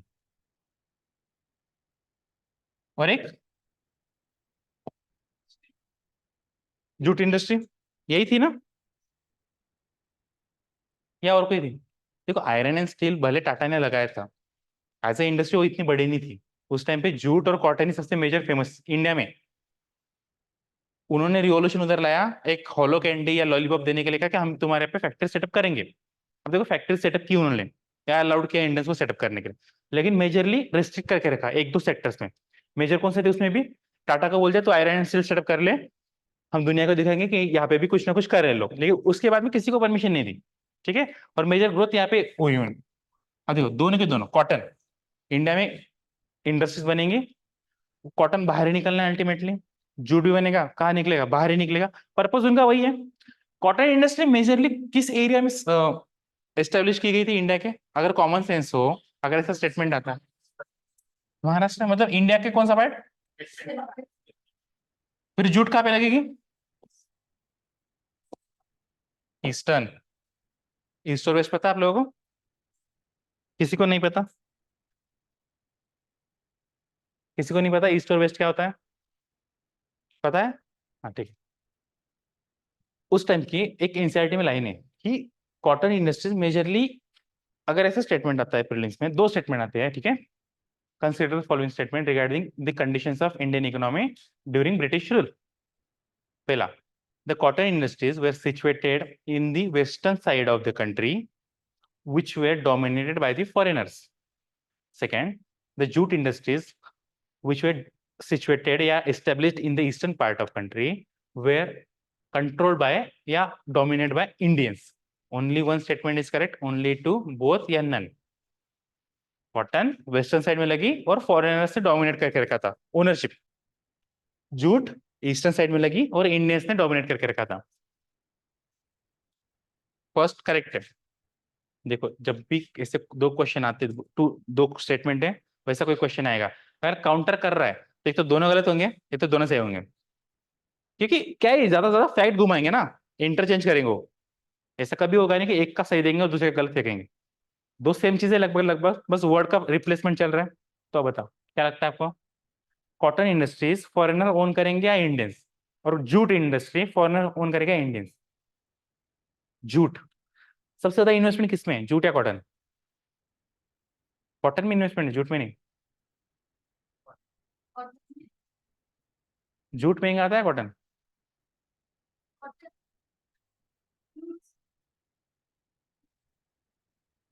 अरे बोलो। कॉटन ही फेमस था ना, कॉटन ही तो कॉटन ही महंगा जाएगा। कॉटन ही महंगा जाएगा? दोनों स्टेटमेंट गलत है, क्योंकि इंटरचेंज था। कॉटन इंडस्ट्री मेजरली इंडियंस ने डोमिनेट किया था उस टाइम पे, एनसीईआरटी कहता है खुद। और जूट इंडस्ट्री किसने डोमिनेट किया था? फॉरेन। तो इंडस्ट्री की दो साइड देखिए, पहला क्या देखा कि इंडस्ट्री सेटअप तो की उन्होंने, लेकिन लिमिटेड। कौन कौन से सेक्टर्स में majorly? Cotton and jute. Cotton कहाँ पे सिचुएटेड? मोस्टली वेस्टर्न कोस्ट में, और एक पोस्ट दे दिया उन लोगों ने ईस्टर्न, जहाँ पे जूट, बाकी खुला छोड़ दिया, इधर कुछ नहीं करेंगे। बस जमशेदपुर में एक प्लांट लगा दिया, TISCO, Tata iron and steel, right. उसके बाद में इंडस्ट्रीज के नाम पे इंडिया में कुछ नहीं था। तो जो हॉलो कैंडी थी डेवलपमेंट कर रहे, वो एक मिजनोवर कहते हैं हम उसको, या सूडो डेवलपमेंट कहते हैं। ठीक है, दोनों कंसेप्ट सही नहीं थे। और एक दूसरा साइड क्या था, डेवलपमेंट के नाम, इंडस्ट्रियल डेवलपमेंट के नाम पे एक इंडिया इकोनॉमी को ही या इंडियन इंडस्ट्रीज को उन्होंने फीडर इकोनॉमी बना दिया था। पॉलिसीज ऐसी थी कि इंडिया एक net exporter of raw material बन गया।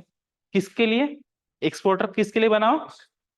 ब्रिटिशर्स की इंडस्ट्रीज, ब्रिटिश इंडस्ट्रीज के लिए, यूके की, राइट। वहां की इंडस्ट्रीज डेवलप होना चालू हुई ऑन, और किसके बेसिस पे जी रहे थे वो लोग? इंडियन इंडस्ट्रीज के डिक्लाइन के बेसिस पे उनकी इंडस्ट्रीज बढ़े जा रही थी, और अल्टीमेटली वो जो प्रोड्यूस किए जा रहे थे वो कहाँ पे डंप किए जा रहे थे, और इंडिया खरीद क्यों रहा था?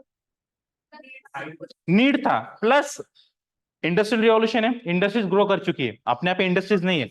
Low cost, exactly. अगर हम हाथ से बना रहे हैं तो कॉस्टिंग ज्यादा रखेंगे, फैक्ट्रीज में छप रही कोई चीजें तो कॉस्ट लो होगा, तो चीपर प्रोडक्ट से इंडिया अल्टीमेटली बाय करेगा। और फॉरेन से कोई चीज आ रही है, कैसी भी हो, आप लोगों की भी अच्छी लगेगी, भले अपनी बर्बादी चल रही हो, राइट। तो थिंकिंग वही ना, तो उनको ही पता था। तो इंडस्ट्री का कंसेप्ट सिंपल है, इंडिया को एक फीडर कंट्री के हिसाब से बनाना है, रॉ मटेरियल का एक्सपोर्ट करो, इंपोर्ट करो finish cheaper goods. Second, industry ने हमें हॉलो मंडीज दो, एक दो इंडस्ट्री सेटअप कर दो और बर्बाद कर दो, मतलब लिमिटेड। क्योंकि इंडस्ट्री जो भी सेटअप हुई थी, कॉटन के लो, जूट के लो, आयरन स्टील, ऐसा नहीं था कि बहुत ज्यादा प्रोडक्शन होता था, टारगेट सेट थे, आज इतना ही तो प्रोड्यूस कर पाएगा। आगे जाते ना इंदिरा गांधी या जो भी एलपीजी रिफॉर्म्स के पहले इंडस्ट्री में सेट हुआ करता था कि तुम लोग इतना ही प्रोडक्शन कर पाओगे। अगर तुम कुछ भी बना रहे हो, शूज बना रहे हो, तो एक दिन का फिक्स था, 100 जूते या 200 जूते, उसके ऊपर नहीं बना सकता था कोई इंडस्ट्रियल। क्यों? क्योंकि हम इंपोर्ट बाहर से नहीं करते थे, और डिमांड उतनी ही रखो जितनी गरज है, उससे ज्यादा करोगे तो सस्ती चीजें बहुत ज्यादा हो जाएगी, गवर्नमेंट का रेवेन्यू भी नहीं आएगा। ऐसा कुछ कॉन्सेप्ट चलता था उस टाइप पे, ठीक है। तो कॉन्सेप्ट कहाँ से लिया था उन लोगों ने, यही ब्रिटिशर्स, ठीक है। तो पहला एग्रीकल्चर था, एग्रीकल्चर में क्या देखा था, डिटोरेशन का कारण कारण क्या था? लैंड सेटलमेंट्स, ठीक है। Second, commercialisation of agriculture. Third, partition. और जो बेसिक फैक्टर्स कौन से हैं? टेक्नोलॉजी, फर्टिलाइजर्स का लो यूज काफी ज्यादा, और क्या था?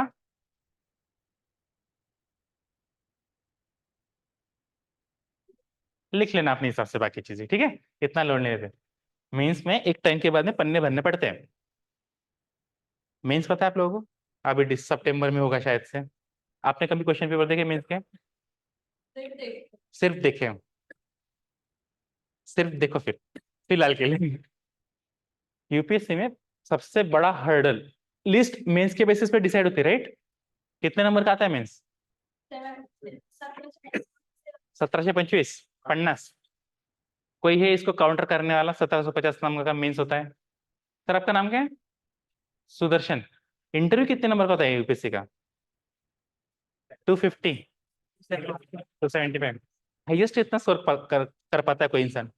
180 अबो, 215च्या पुढं। आय गेस 217 या 215 हायेस्ट आजपर्यंत। कोण आहे? 212 कोण? महाराष्ट्रीयन आहे?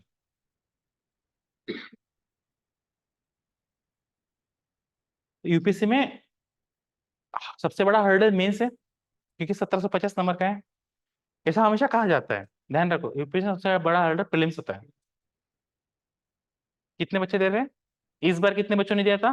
6.3 lakhs ऑफिशियल यूपीएससी के डेटा के हिसाब से। 6.3 lakhs 2024 प्रीलिम्स में अपेयर हुए थे। और सीसेट कितने क्लियर किया?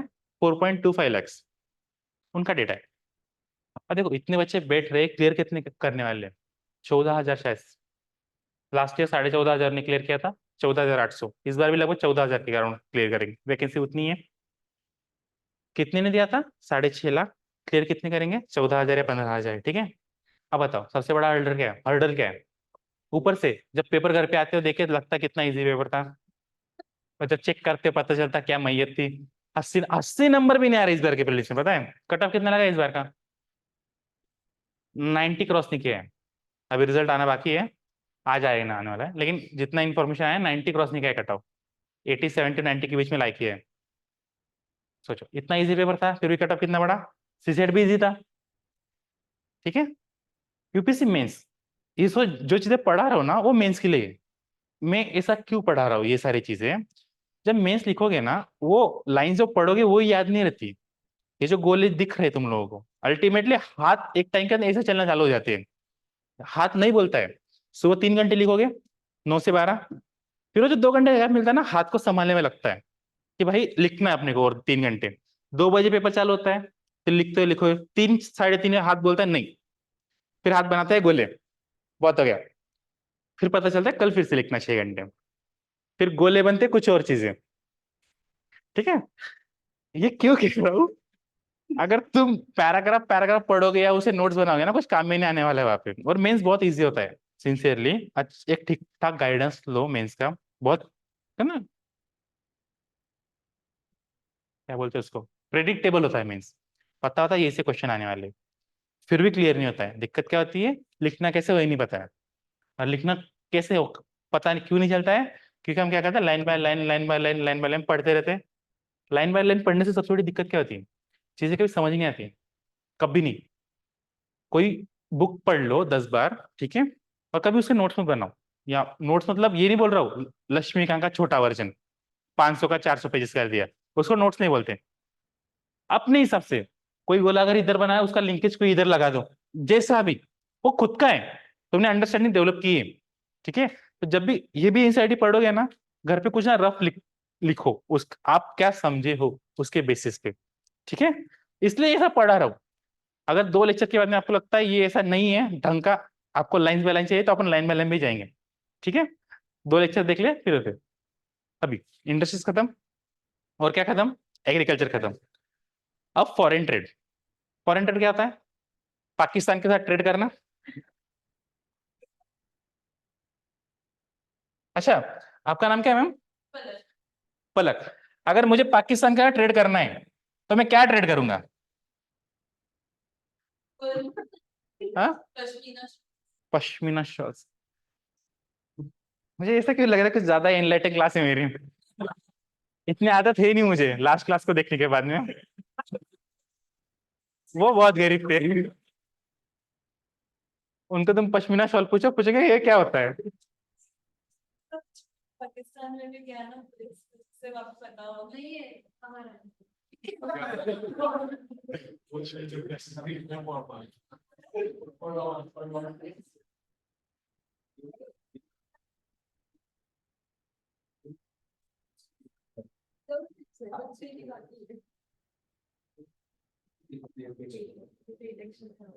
इलेक्शन है अभी किसके? सीट्स रिजर्व है। कितने सीट से पीओके के? 7 रिजर्व है। रिजर्व, राइट, ठीक है। चलो अब बताओ, एग्रीकल्चर पे इम्पैक्ट पता चला, इंडस्ट्रीज पता चला, फॉरेन ट्रेड के ऊपर क्या होगा? वही है, कॉमन सेंस लगा, वही है। बेसिक एम क्या होगा? आगे बढ़ने नहीं देना है। फॉरेन ट्रेड मतलब आप लोग इंपोर्ट एक्सपोर्ट बोल रहे हैं ना, अभी आपकी भाषा में इंपोर्ट और एक्सपोर्ट चलने वाला है अभी, जिसको हम ओरिजिनल लैंग्वेज में, बड़ी लैंग्वेज ट्रेड बोलते हैं। फॉरेन ट्रेड, देखो आगे वर्ड फॉरेन लगा है ताकि कंट्री के बीच में हो रहा है। अगर मैं ट्रेड बोल दूं, इंटरनल ट्रेड, ट्रेड वर्ड अभी भी है, मतलब इंपोर्ट वहां पे भी लगेगा। तो समझो, इंपोर्ट सिर्फ कंट्री के बीच में नहीं होता है, गुजरात और महाराष्ट्र के बीच में इंपोर्ट होगा, क्योंकि जीएसटी लगेगा, टैक्स लग रहा है यहाँ पे भी। आउटर कंट्री में भी जब ट्रांजेक्शन करोगे टैक्स लगता है, कुछ ना कुछ देना पड़ता है, custom duty, excise duty, tax वहां पे भी लग रहा है, यहाँ पे भी लग रहा है। तो इसी बेइज्जती क्यों कर रहे हैं इंडिया में बनी गुड्स की, इंडिया में एक्सपोर्ट होने वाले, नहीं ना।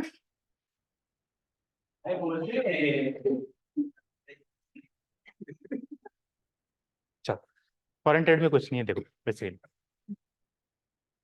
ये वाला फॉरेन ट्रेड, ठीक है। बेसिकली ब्रिटिशर्स चाहते थे कि टैरिफ्स और जो बैरियर्स रहते बहुत ज्यादा हाई कर दो।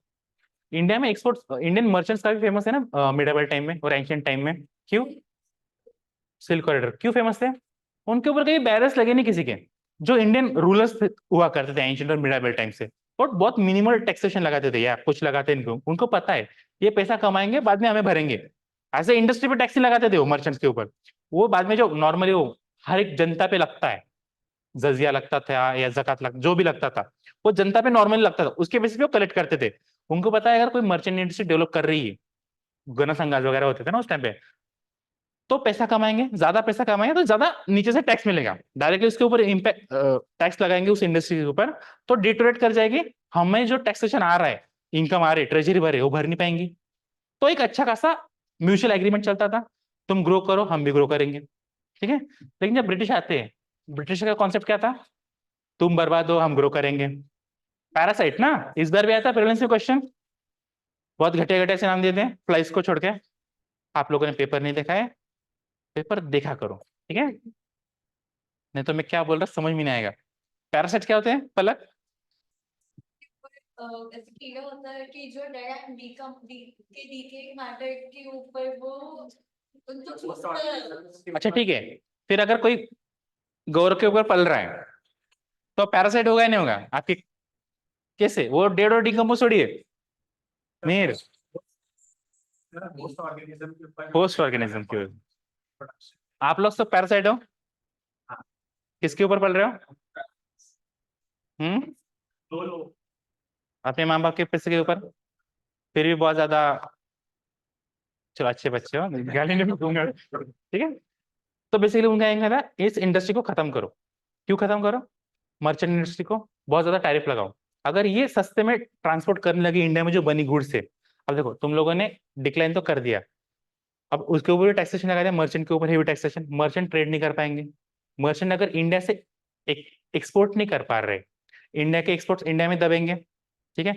अगर एक्सपोर्ट बाहर नहीं हो रहे, बाहर मार्केट में डिमांड क्रिएट होगी, यूरोप में क्या कहीं भी खेलो, उस डिमांड को फुलफिल कौन करेगा अल्टीमेटली? फिर से उस डिमांड, वहां पे डिमांड क्यों क्रिएट हुई? सपोज यूरोप है पूरा, यूके एक है साइड में बैठा हुआ, ये पूरा यूरोप है, ये इंडिया है, इंडिया मस्त एक्सपोर्ट किए जा रहा है यूरोप को, क्यों? टैक्सेशन ही नहीं, मर्चेंट में ट्रेड किए जा रहे। अब ब्रिटिशर्स आते हैं, ये सारे मर्चेंट के ऊपर हेवी टैक्सेशन लगाना चालू है, टैरिफ बैरियर बोलते हैं ना हम लोग इकोनॉमी में, लगाना चालू करते हैं। अब इनको मुनाफा ही नहीं हो रहा है, पहले उनके पास कम मटेरियल आ रहा है, जो इंडियन खुद बना रहे हैं वो पहले कम है, तो अल्टीमेटली प्राइसेस बढ़ जाएंगी। ऊपर से प्राइसेस बढ़े के ऊपर और टैक्सेस या टैरिफ्स लगा दो, और महंगा महंगा होगा, तो एक्सपोर्ट जो थे यूरोप के लिए कम होते जाएंगे। लेकिन ये तो खाली बैठे ना, ये नल्ले भूख में मांगेंगे कुछ ना कुछ। ये जो डिमांड क्रिएट हो रही है, ये कौन फुलफिल करेगा अल्टीमेटली? कैसे फुलफिल करेगा? यहाँ से रॉ मटेरियल जा ही रहा है, बनाओ चीपर गुड्स, यहाँ तो भेजो भेजो, यहाँ की डिमांड भी फुलफिल करो, अल्टीमेटली पैसा किसके पास जाएगा? तो बेसिक कॉन्सेप्ट क्या था पूरा का पूरा? इम्पैक्ट का, ये समझाना चाह रहा था। ब्रिटिश रूल का एक ही मोटिव था उनका, क्या?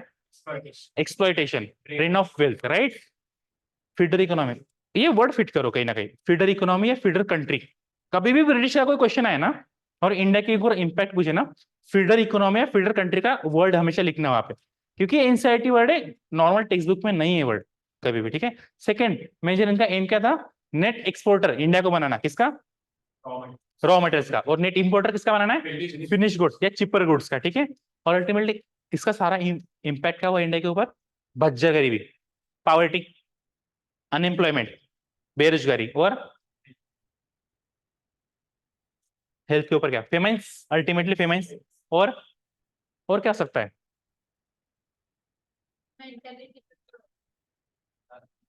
Social impact. सोशल इम्पैक्ट, हाँ अगर गरीब हो ही जा रहे हैं तो सोशल इम्पैक्ट तो होना है। अल्टीमेटली बहुत ज्यादा हर एक डायमेंशन पे इम्पैक्ट करती चीजें। फाइनेंशियल एस्पेक्ट जो है तुम्हारी लाइफ का, वो सबसे ज्यादा हेवी होता है अदर एस्पेक्ट से। अगर तुम्हारे पास पैसे नहीं है तो तुम्हारी सोशल लाइफ अच्छी नहीं होगी। सोशल लाइफ अच्छी नहीं है, तुम्हारे कॉन्टेक्ट अच्छे नहीं बनेंगे कभी। कॉन्टेक्ट अच्छे नहीं है तो तुम पॉलिटिशियन कभी नहीं बन पाओगे। ठीक है, तो फाइनेंशियली वेल्दी रहो हमेशा। गौरव को एक पॉलिटिशियन बनना बहुत इजी है, या नितिन गडकरी के बेटे को, या अमित शाह के बेटे को? क्यों? कॉन्टेक्ट तो बाद में बने, पहले क्या आया? पहले पॉलिटिकल बैकग्राउंड आया। तो पॉलिटिकल बैकग्राउंड आया कहां से था? जब अमित शाह एमपी बना था, या पहले एमएलए एमपी जो भी बनाओ, उसके लिए उसके पास क्या था? बहुत सारा पैसा था। तो फाइनेंशियल बैकग्राउंड बहुत मैटर करता है। और यही जो नर्व थी, ये ब्रिटिश को पता चल गई। इंडिया को भी पता थी, इतनी नहीं पता थी इंडिया के बारे में। जो रूलर्स थे वो पब्लिक का भी बहुत ज्यादा वेलफेयर का सोचते थे। वेलफेयर स्टेट का कॉन्सेप्ट इंडिया में पहले से चले आ रहा है। ब्रिटिश आते वो उखाड़ के निकल जाते, हमें नहीं चाहिए। हमारा क्या मोटिव है? पैसा। उनको सिर्फ पैसा दिख रहा था। कमर्शियल मर्चेंटलिस्ट कहते हैं ना उनको, मर्चेंट्स। तो उनका अगर पैसा एम है तो एम क्या करेंगे? पैसा लूटना। अब उस सारी चीजों की वजह से उन्हें सारी लिंकेजेस पता चले। अभी जो दो तीन टॉपिक बचे, जैसे डेमोग्राफिक के ऊपर क्या इम्पैक्ट पड़ा, और वो एक और टॉपिक है कोई सा, ठीक है, वो कल देखेंगे। अभी एनसीईआरटी में जो जो है लाइन, वो एक बार पढ़ लेते हैं। और एनसीईआरटी में, इकोनॉमिक एनसीईआरटी में बॉक्सेस के ऊपर, ठीक है, उसमें कुछ कोटेशंस दिए हैं या कुछ डेटा वगैरह है। वो कभी भी कोई भी एनसीईआरटी जीवन में पढ़ो, जो बॉक्सेस या पिक्चर्स दिए वो मिस मत करना। टेक्स्ट वाले स्किप कर सकते हो कभी, वो बॉक्सेस स्किप मत करो। सबसे ज्यादा प्रोबेबिलिटी यूपीएससी प्रीलिम्स में उस बॉक्सेस के ऊपर से आती है। प्रीवियस ईयर पेपर देखो प्रीलिम्स के, हर साल एक दो तीन क्वेश्चन वो बॉक्सेस के ऊपर से आते हैं। इस साल आए थे? नहीं थे? पक्का? ढूंढो थे? ढूंढना, सच बोल रहा हूँ। कौन सा?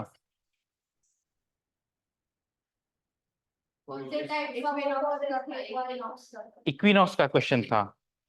परमानेंट सेटलमेंट भले आप टेक्स्ट में पढ़ो, थीम्स की एनसीईआरटी पढ़ी 11वीं क्लास में? इसको मिनिमाइज कैसे करते थे ना?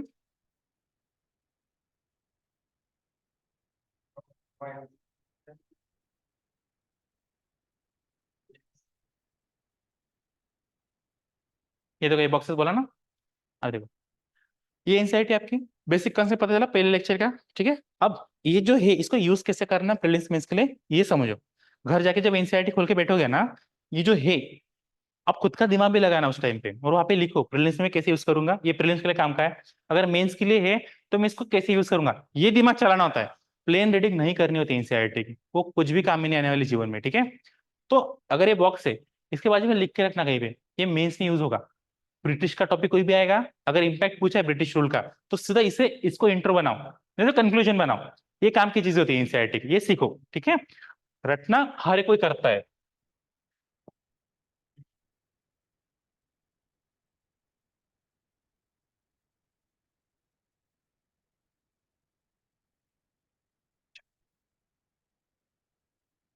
चैप्टर शुरू होने से पहले उन्होंने हेडिंग दिया क्या? India is the pivot of our empire. If the empire loses any other part of its dominion we can survive, but if we fail, if we lose India, the sun of our empire will have. किसने statement दिया है? Viceroy of British India, खुद viceroy बोल रहा है कि अगर हमारे एम्पायर का कोई भी टेरिटरी चले जाए, चलेगा। अफ्रीका गया, गया। साउथ ईस्ट एशिया गया था, डच के पास चला गया था एक टाइम के बाद में, चलेगा, कोई इंपैक्ट नहीं है। लेकिन इंडिया अगर गया तो हमारा सनसेट तय था। और लिटरली जब इंडिया इंडिपेंडेंट हुआ, ब्रिटिश रूल ऑलमोस्ट पूरी इंडिया से वाइप आउट होना चालू हो चुका था बहुत जल्द। हार्डली अगले कुछ सालों में, 2 डेकेड्स के लो या 3 डेकेड, पूरा ब्रिटिश को खत्म हो चुका था। लेकिन जब तक इंडिया था तब तक कोई इसे हिम्मत नहीं कर पाता ब्रिटिश डोमिनेंस से बाहर निकलने की। जनरली बहुत कम देखा गया था वैसा। इंडिया जैसे इंडिपेंडेंट हुआ, ब्रिटिश एम्पायर का संस डूबना कहते हैं ना, वो चालू हो चुका था। और लिटरली स्टेटमेंट सही हुआ था उस वाइसरॉय का, ठीक है। अब जब भी कोई भी क्वेश्चन है ब्रिटिश एम्पायर के ऊपर, इम्पैक्ट नेगेटिव सेंस में अगर पूछ रहे हैं ना, या तो इंट्रो बनाओ या तो कंक्लूजन बनाओ। इससे better intro conclusion British impact के लिए नहीं मिलेगा। तुम कितना भी फॉर्मूले में कुछ कैसे रट के जाओ, दो चार लाइन नहीं, ये स्टेटमेंट है किसी का, इसको यूज करना सीखो, ठीक है। ये आपका मेंस के लिए इंट्रो या कंक्लूजन बनेगा। या आपको बीच में बॉडी में डालना तो बॉडी में डाल सकते हो, ठीक है। चलो,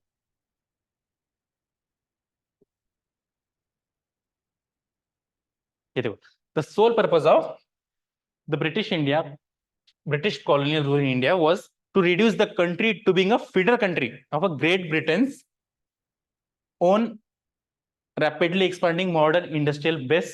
सही है, फीडर कंट्री उन्होंने वर्ड यूज किया है, ये वर्ड स्पीक करो। एनसीईआरटी में हर एक लाइन काम की नहीं है, लेकिन जो बीच बीच में वर्ड फंसेंगे, जो टेबल्स फंसेंगे, जो कोटेशन आएंगे, उनको कहाँ यूज करना है ये समझ लो। एनसीईआरटी प्लेन रीडिंग करके सर्च बार बार कहूंगा, कोई सेंस नहीं रहेगा। जो चीजें यहाँ पे बताऊंगा कॉन्सेप्ट पहले, फिर यहाँ पे बताऊंगा काम की चीज क्या है, उनको कहीं ना कहीं हाईलाइट या पे एनसीईआरटी में हाईलाइट करके रखना, बार बार उसको पढ़ना है, ठीक है। चलो अब देखो, लो level of economic development under British rule. Starting में कहा जाता है कि इंडियन इकोनॉमी के टाइम पे एग्रीकल्चर और मैन्युफैक्चरिंग काफी था, मतलब इनिशियली काफी अच्छा था, फिर डिटोरेट होना चालू होता है, ऐसा यहाँ पे दिया गया है। और यहाँ पे the economic policies pursued by colonial government in India were concerned more with the protection and promotion of economic interest of their own country than with the development of Indian economy। ये बात सही है, ठीक है। अभी feeder economy concept देगा और apply भी होता है। Such a policies brought about a fundamental change in the structure of Indian economy, transforming a country into a net exporter of raw materials and consumer of finished industrial products from Britain। ये जितना highlighted है ना पूरे NCERT में, उतना ही काम का होता है। हर एक लाइन पढ़ते बैठोगे लेकिन इंपॉर्टेंट होती नहीं है। ये जो पूरा है, ये आप एज अ कंक्लूजन जो इम्पैक्ट है उसका लिख सकते हो। इंट्रो वो लिखा, पूरा बीच में आपने इम्पैक्ट कैसे कैसा हुआ वो लिखा, और फाइनली कंक्लूड कैसे करोगे अल्टीमेट इन कंक्लूजन में, ये वाला। तो इसको जब पढ़ रहे हो वहां पे लिखो कंक्लूजन में इम्पैक्ट, जब ब्रिटिश इम्पैक्ट का आया है क्वेश्चन में इसमें, तो इसको एज अ कंक्लूजन यूज करेंगे। अब अगर लिखा है यहाँ पे कंक्लूजन यूज करेंगे, तो इसको माना रट्टा मीन्स के टाइम पे, जिससे कहते सब थोड़ा बहुत इधर उधर होता है लिखने के टाइम पे, लेकिन उसका रट्टा मारना। फिर रट्टा मारने के लिए कुछ ज्यादा चीजें है नहीं, थोड़ी बहुत ही है, तो रट्टा मारना सीख लो। अभी नहीं, मेंस के टाइम, मेंस में रट्टा काम करता है।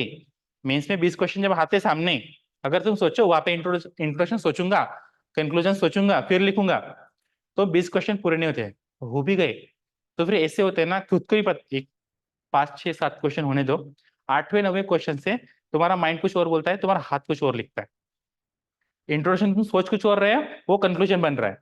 सिंसियरली होता है, क्योंकि प्रेशर इतना रहता है, टाइम भागते रहता है, पता ही नहीं होता लिखना क्या है, क्योंकि सारी चीजें पता है फिर भी एग्जैक्टली लिखना क्या पता नहीं। क्यों? इंट्रोडक्शन प्रिपेयर नहीं है।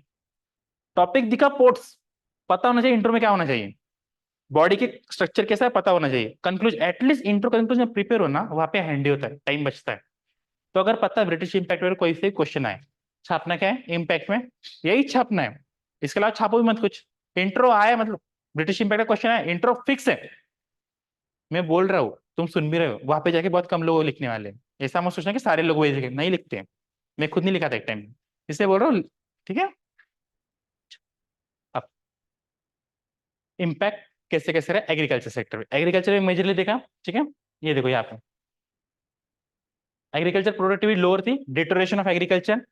मेजर रीजंस क्या थे? लैंड सेटलमेंट्स, सबसे मेजर कौन सी है यहाँ पे देखो, जमींदारी सेटलमेंट का जिक्र है, और अगर पूरा पढ़ोगे वही बात है कि उनको ओनर बना दिया गया था। सनसेट ये dates for depositing specified sums of revenue were fixed, failing which the zamindars were to lose their rights. 2024 prelims का क्वेश्चन है, सीधा यही स्टेटमेंट है लगभग लगभग, ठीक है। नेक्स्ट क्लॉज क्या बनाया, नेक्स्ट ये क्या बताया उन्होंने, एग्रीकल्चर के डिटोरेशन के reasons, low level of technology, next lack of irrigation facilities, negligible use of fertilizers, all this contributed to stagnation of Indian agriculture, commercialization of agriculture हमने देखा अभी कैश क्रॉप्स का कॉन्सेप्ट देखा था, ठीक है।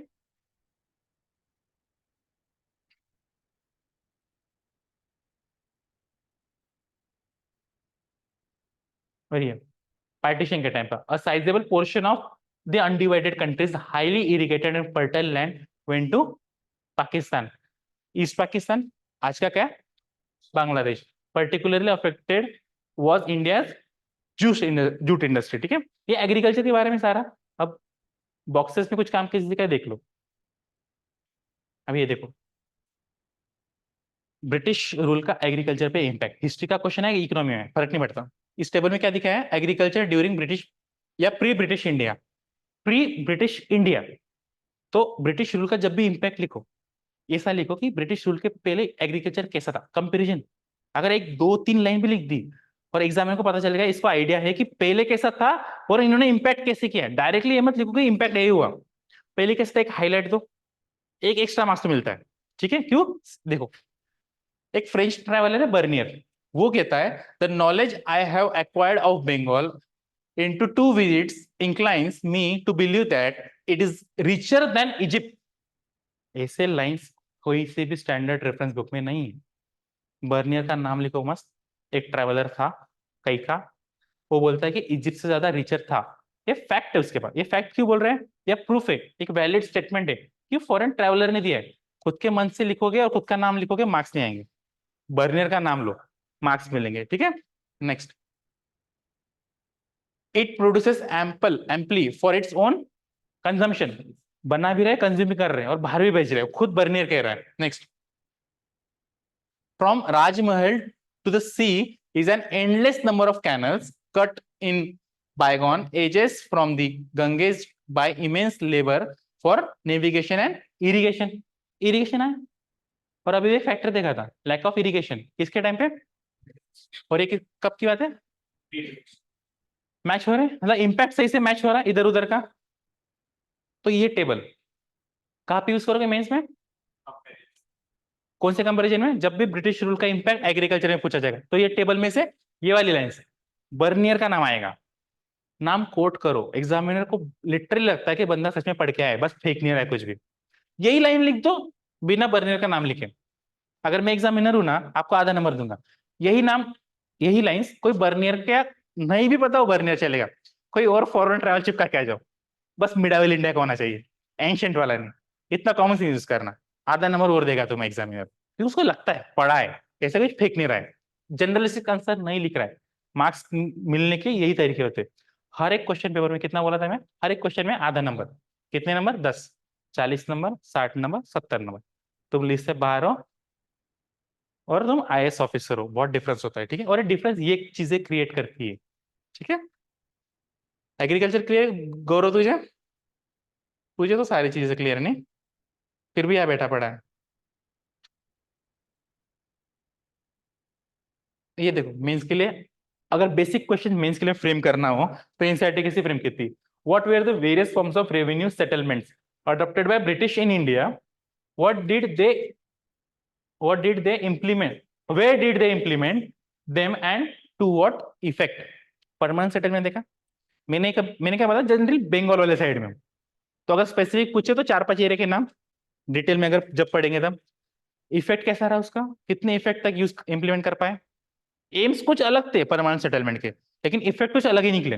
वैसे रैयतवारी वगैरह वगैरह कौन कौन सी लागू हुई थी, वेरियस फॉर्म्स पूछा।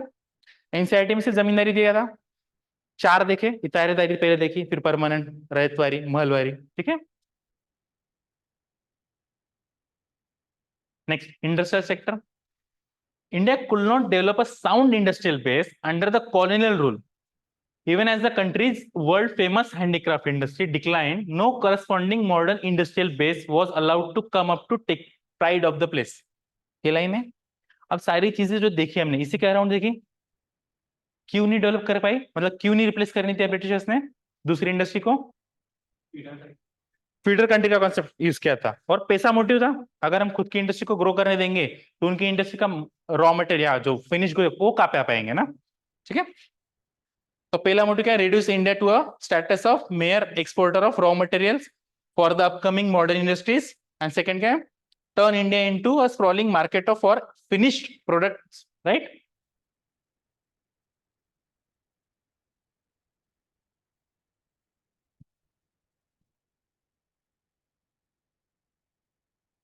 ये देखो, दिख रहा है, लाइन पढ़ते आ रही है। Decline of indigenous handicraft industries created not only massive unemployment in India, but also new demand in the Indian consumer market, which was now deprived of supply of locally made goods। ये सही है। आगे क्या लिखा है? This demand was profitably made by the increasing imports of cheap manufactured goods from। यही concept है। Ultimately इनको बर्बाद करो, उनके बेसिस पे हम बढ़ते जाओ। जनरली कहा जाता है ना, बहुत ज्यादा सक्सेसफुल लोग दूसरों की मुर्दा लाशों पे चढ़ के बढ़ते हैं, ब्रिटिशर्स से। ठीक है। कुछ सेकेंड हाफ में कुछ इंडस्ट्रीज लगी जो हमने देखा, कौन कौन सी इंडस्ट्रीज लगी थी?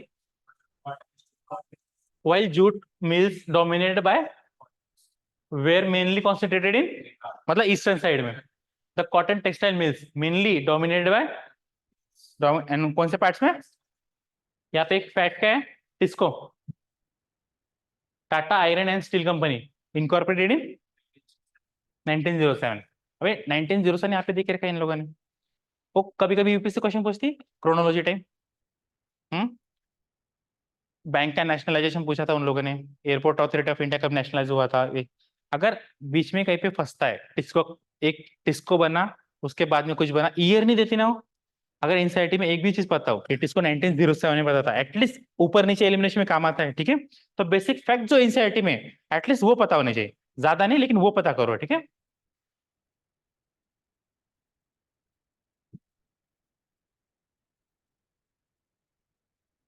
Hardly any capital industry to help promote. Capital industry क्या होती है? मतलब हमने देखा एक कॉटन, एक जूट और ज्यादा आयरन स्टील। ये कह रहा है कि कैपिटल इंडस्ट्री ग्रो नहीं कर पाई या उन्होंने बढ़ने दी, प्रमोशन नहीं किया। क्यों? कैपिटल इंडस्ट्री क्या होती है? एग्जैक्टली एक ऐसी इंडस्ट्री जो दूसरे प्रोडक्ट बनाने के लिए प्रोडक्ट बना रही हो अल्टीमेटली, राइट। वो कभी उन्होंने प्रमोट नहीं किया इंडिया में। क्यों नहीं करेंगे? ऑब्वियस सी बात है, रिवोल्यूशन उधर लाना था, इंडिया में नहीं लाना था। अगर ऐसी प्रमोशन यहाँ पर होती और इंडिया में ऐसे गुड्स बनने लग जाते जो दूसरे गुड्स बनाने के लिए हेल्पफुल हो, तो इंडिया में इन्हें सब चीजें होने लग जाती। ठीक है,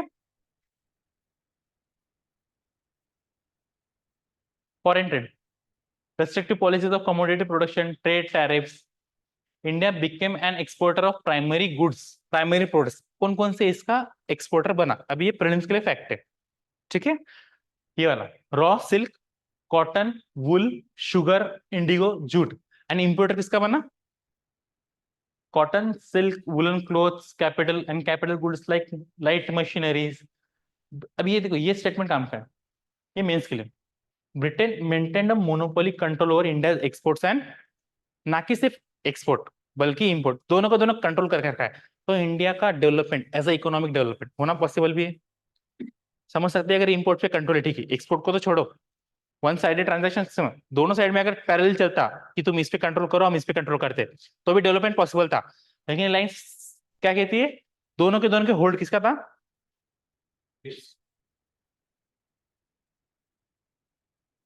चलो, इसके बाद में बचा अपना कुछ ज्यादा नहीं है, फॉरेन ट्रेड ना। ये देखो, देखो डेमोग्राफिक कंडीशन, ऑक्यूपेशनल स्ट्रक्चर, ये 2 पॉइंट बचे हैं, ये कल देख लेंगे। अब बस एनसीईआरटी में डब्बा दिया है, इसको ठीक से एक बार देख लेना और क्यों इंपॉर्टेंट है ये बताना मुझे। किसके बारे में है? सुएज कैनाल में। 24 का प्रीलिम्स दिया है, रेड सी पे क्वेश्चन आया था, 2 क्वेश्चन आए थे। सुएज कैनाल रेड सी में खुलता है, मतलब Mediterranean Sea, Suez Canal, Red Sea, Babel Mandeb strait, gulf of Oman and finally Arabian Sea. यही क्रोनोलॉजी है पूरी जाने की। सुएज कैनाल उसी का पार्ट आता है। आज देखो सुएज कैनाल के बारे में बात की इन्होंने। Suez canal is an artificial waterway. पहला फैक्ट क्या है? नेचुरल नहीं है, मतलब बनाया गया। किसने बनाया? किसका पार्ट है? किस कंट्री का? इजिप्ट या ईरान? ये सॉरी, इजिप्ट या इजराइल? पक्का? चलो, artificial waterway running from north to south across the isthmus of Suez in the northeast Egypt, clear है? इट कनेक्ट्स, आप देखो पोर्ट्स के नाम है जो ये फैक्ट से, और यहाँ पे जो चीजें मेंशन है प्रीलिम्स के लिए, ये रटी होनी चाहिए हमेशा। पहला तो सुएज कैनल दिया है, तो सुएज कैनल का कभी भी क्वेश्चन आए तो गलत नहीं होगा। क्यों? सीधा एनसीईआरटी बात कर रहा है, तो ये अच्छे डीप पे प्रिपेयर करना है। यहाँ पे बेसिक चीजें, आपका घर जाने का काम क्या है मेजरली, ये डब्बे में अगर प्रीलिम्स के फैक्ट्स हैं, जैसे सुएज कैनल आज का प्रीलिम्स का फैक्ट है, राइट। बर्नियर प्रीलिम्स का फैक्ट नहीं था, बर्नियर का वो मेंस के लिए था। तो उस डब्बे को हमेशा दिमाग में बिठा लेना, लिख लेना, मेंस का कंटेंट है, फिक्स है। ये डब्बे बाजू में लिख लेना, प्रीलिम्स का क्वेश्चन है। क्वेश्चन क्या बनेगा? सुएज कैनल पे बनेगा। पहला फैक्ट उन्होंने क्या दिया? Artificial waterway. सेकंड क्या बोल रहे हैं? It connect ports. अब ये पोर्ट्स कौन से? Port Said on the Mediterranean Sea with Gulf of Suez on the arm of Red Sea. दो चीजें पता चली, मेडिटेरियन सी और रेड सी को कनेक्ट करता है सुएज कैनल। ठीक है, अब रेड सी अगर दिया है इन लोगों ने यहाँ पे, घर जाके पता करो रेड सी में कौन कौन सी कंट्रीज टच करती है। और इस बार बहुत अच्छा स्टेटमेंट फेंका कि no river drains into Red Sea. अब वो डिस्प्यूटेबल है, गूगल पे सर्च करो, गूगल कहता है कि नो मेजर या significant river drains into Mediterranean Sea. लेकिन अगर डीप पे सर्च करोगे तो कुछ तो रिवर्स है। अब लेकिन सारी आंसर किसका बता रही है, वो स्टेटमेंट सही है। वो क्या कंसिडर कर रहे हैं, नो मेजर रिवर। लेकिन अगर ठीक से सर्च करो तो है, तो चांसेस है कि वो स्टेटमेंट अल्टीमेटली यूपीएससी गलत ही माने, क्योंकि पॉसिबल नहीं ना कोई से सी में कोई, हाँ बहुत ज्यादा एब्सोल्यूट स्टेटमेंट है, कोई ना कोई तो करे, बहुत सारी है जो कर रही है एक्चुअली। ठीक है, next, strategically and economically it is one of the most important waterway in the world. कब बना था, बना कब था, 1816, मतलब 19th सेंचुरी का पोर्ट। क्या कैनल है, इस्तमस कैनल। इस्तमस और कैनल में क्या फर्क है, यूपीएससी 21 में इसमें क्वेश्चन पूछा था, इस्तमस क्या होता है। इसको बस मतलब एक नैरो स्ट्रिप ऑफ लैंड होता है जो दो लार्जर लैंड मासेस को जोड़ता है। ये भी एनसीईआरटी में दिया है। Yes, sir. Isthmus was straight. Isthmus okay, That's the number 5. एक मिनट ना, हेलो, मी 5-10 मिनिटात लेक्चर नंतर बोलतो ना, 5 मिनिटं वाटतं कुठं, चालेल ना, okay okay, yes yes, prelims का रिजल्ट आ गया। चलो, आज का होमवर्क क्या है, सुएज कैनल के बारे में डीप में इंफॉर्मेशन निकालो। रेड सी है, मेडिटेरियन सी है, ठीक है, पोर्ट से। अब देखो यहीं पे एक दो और पोर्ट है, ओमान का एक पोर्ट है फेमस, इधर ही ईरान भी है, ईरान के 2-3 फेमस पोर्ट्स हैं। चाबहार ईरान का है, यस। ग्वादर किसका है, ग्वादर किसका है, चाबहार का ठीक बाजू में एक्चुअली, पाकिस्तान का, पाकिस्तान का है ग्वादर, ग्वादर पाकिस्तान। तो मैपिंग कैसे करनी है आज के लिए, सुएज कैनल, ठीक है।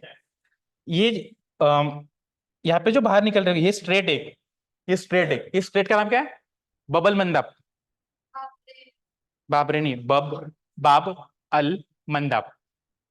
तो अगर ये बाब अल मंदाब है तो इसके ऊपर वाली स्ट्रेट कौन सी है, जो पर्शियन गल्फ और गल्फ ऑफ एडन या मिड अरेबियन सी, ये वाला, ये पर्शियन गल्फ एक्चुअली, ठीक है। और ये तुम्हारा गल्फ ऑफ एडन है या अरेबियन सी के लो, इसको सेपरेट करने वाली ये वाली स्ट्रेट कौन सी है। तो घर पे जाके दो चीजें, ये दो स्टेट्स कौन से दो कंट्रीज को सेपरेट कर रही है, देखो पहले कौन सी दो सीज को सेपरेट कर रही है, देखो मेडिटेरियन सी, रेड सी के बारे में इंफॉर्मेशन निकालो, और पास में यहाँ पे पर्शियन गल्फ भी है, तो पर्शियन गल्फ को कौन सी कंट्रीज टच कर रही है ये भी देखो। आज का होमवर्क क्लियर है, डब्बे कैसे यूज करने पता चले, प्रीलिम्स और मेंस के लिए दोनों के लिए। जितना पढ़ाया है उतना घर जाके एनसीईआरटी में ठीक से पढ़ो एक बार, और वहां पे लिखो समझो कुछ भी करो कि प्रीलिम्स के लिए काम का होगा या मेंस के लिए कैसे यूज करेंगे, ठीक है, वो लिख के रखो। जब भी अगली बार देखोगे ना पता चल जाएगा ये इसके लिए पढ़ा था मैंने, ठीक है। अब बताओ तुम्हें डिजिटल वर्ड पे कंटिन्यू करूं या पेन टैप पे, वैसे ठीक है चलो, समझ में आया आज का लेक्चर, हाँ। ये पिपड़ी शेयर कर दो, ये तो खुद से बनाओगे आप लोग, ये नहीं शेयर होने वाला। पढ़ाने में मतलब जो पढ़ा है वो समझ में आया? बोलना, ओ यस यस यस, नहीं तो है। चलो, पढ़ाना समझ में आया, किसी को कोई दिक्कत है आज के लेक्चर में, कोई भी नहीं, किसी को कोई दिक्कत है आज के लेक्चर में, किसी को भी, पक्का नहीं, कंटिन्यू, हाँ। सिर्फ थोड़ा सा स्पीड से आपके बोलने को स्लो कर सकते हो। मेरे बोलने का, हाँ ठीक है कर सकते हैं, बिल्कुल कर सकते हैं। MX की स्पीड पे जैसे चलता चलेगा, और कोई डाउट है किसी को, अच्छा डाउट है, एटलीस्ट उसने मेरे हैंड राइटिंग पे वो कमेंट नहीं किया है, ठीक है। चलो वो चलता है, चलो वो रिकॉर्डिंग पॉज कर दो, ठीक है, चलो कल मिलते हैं।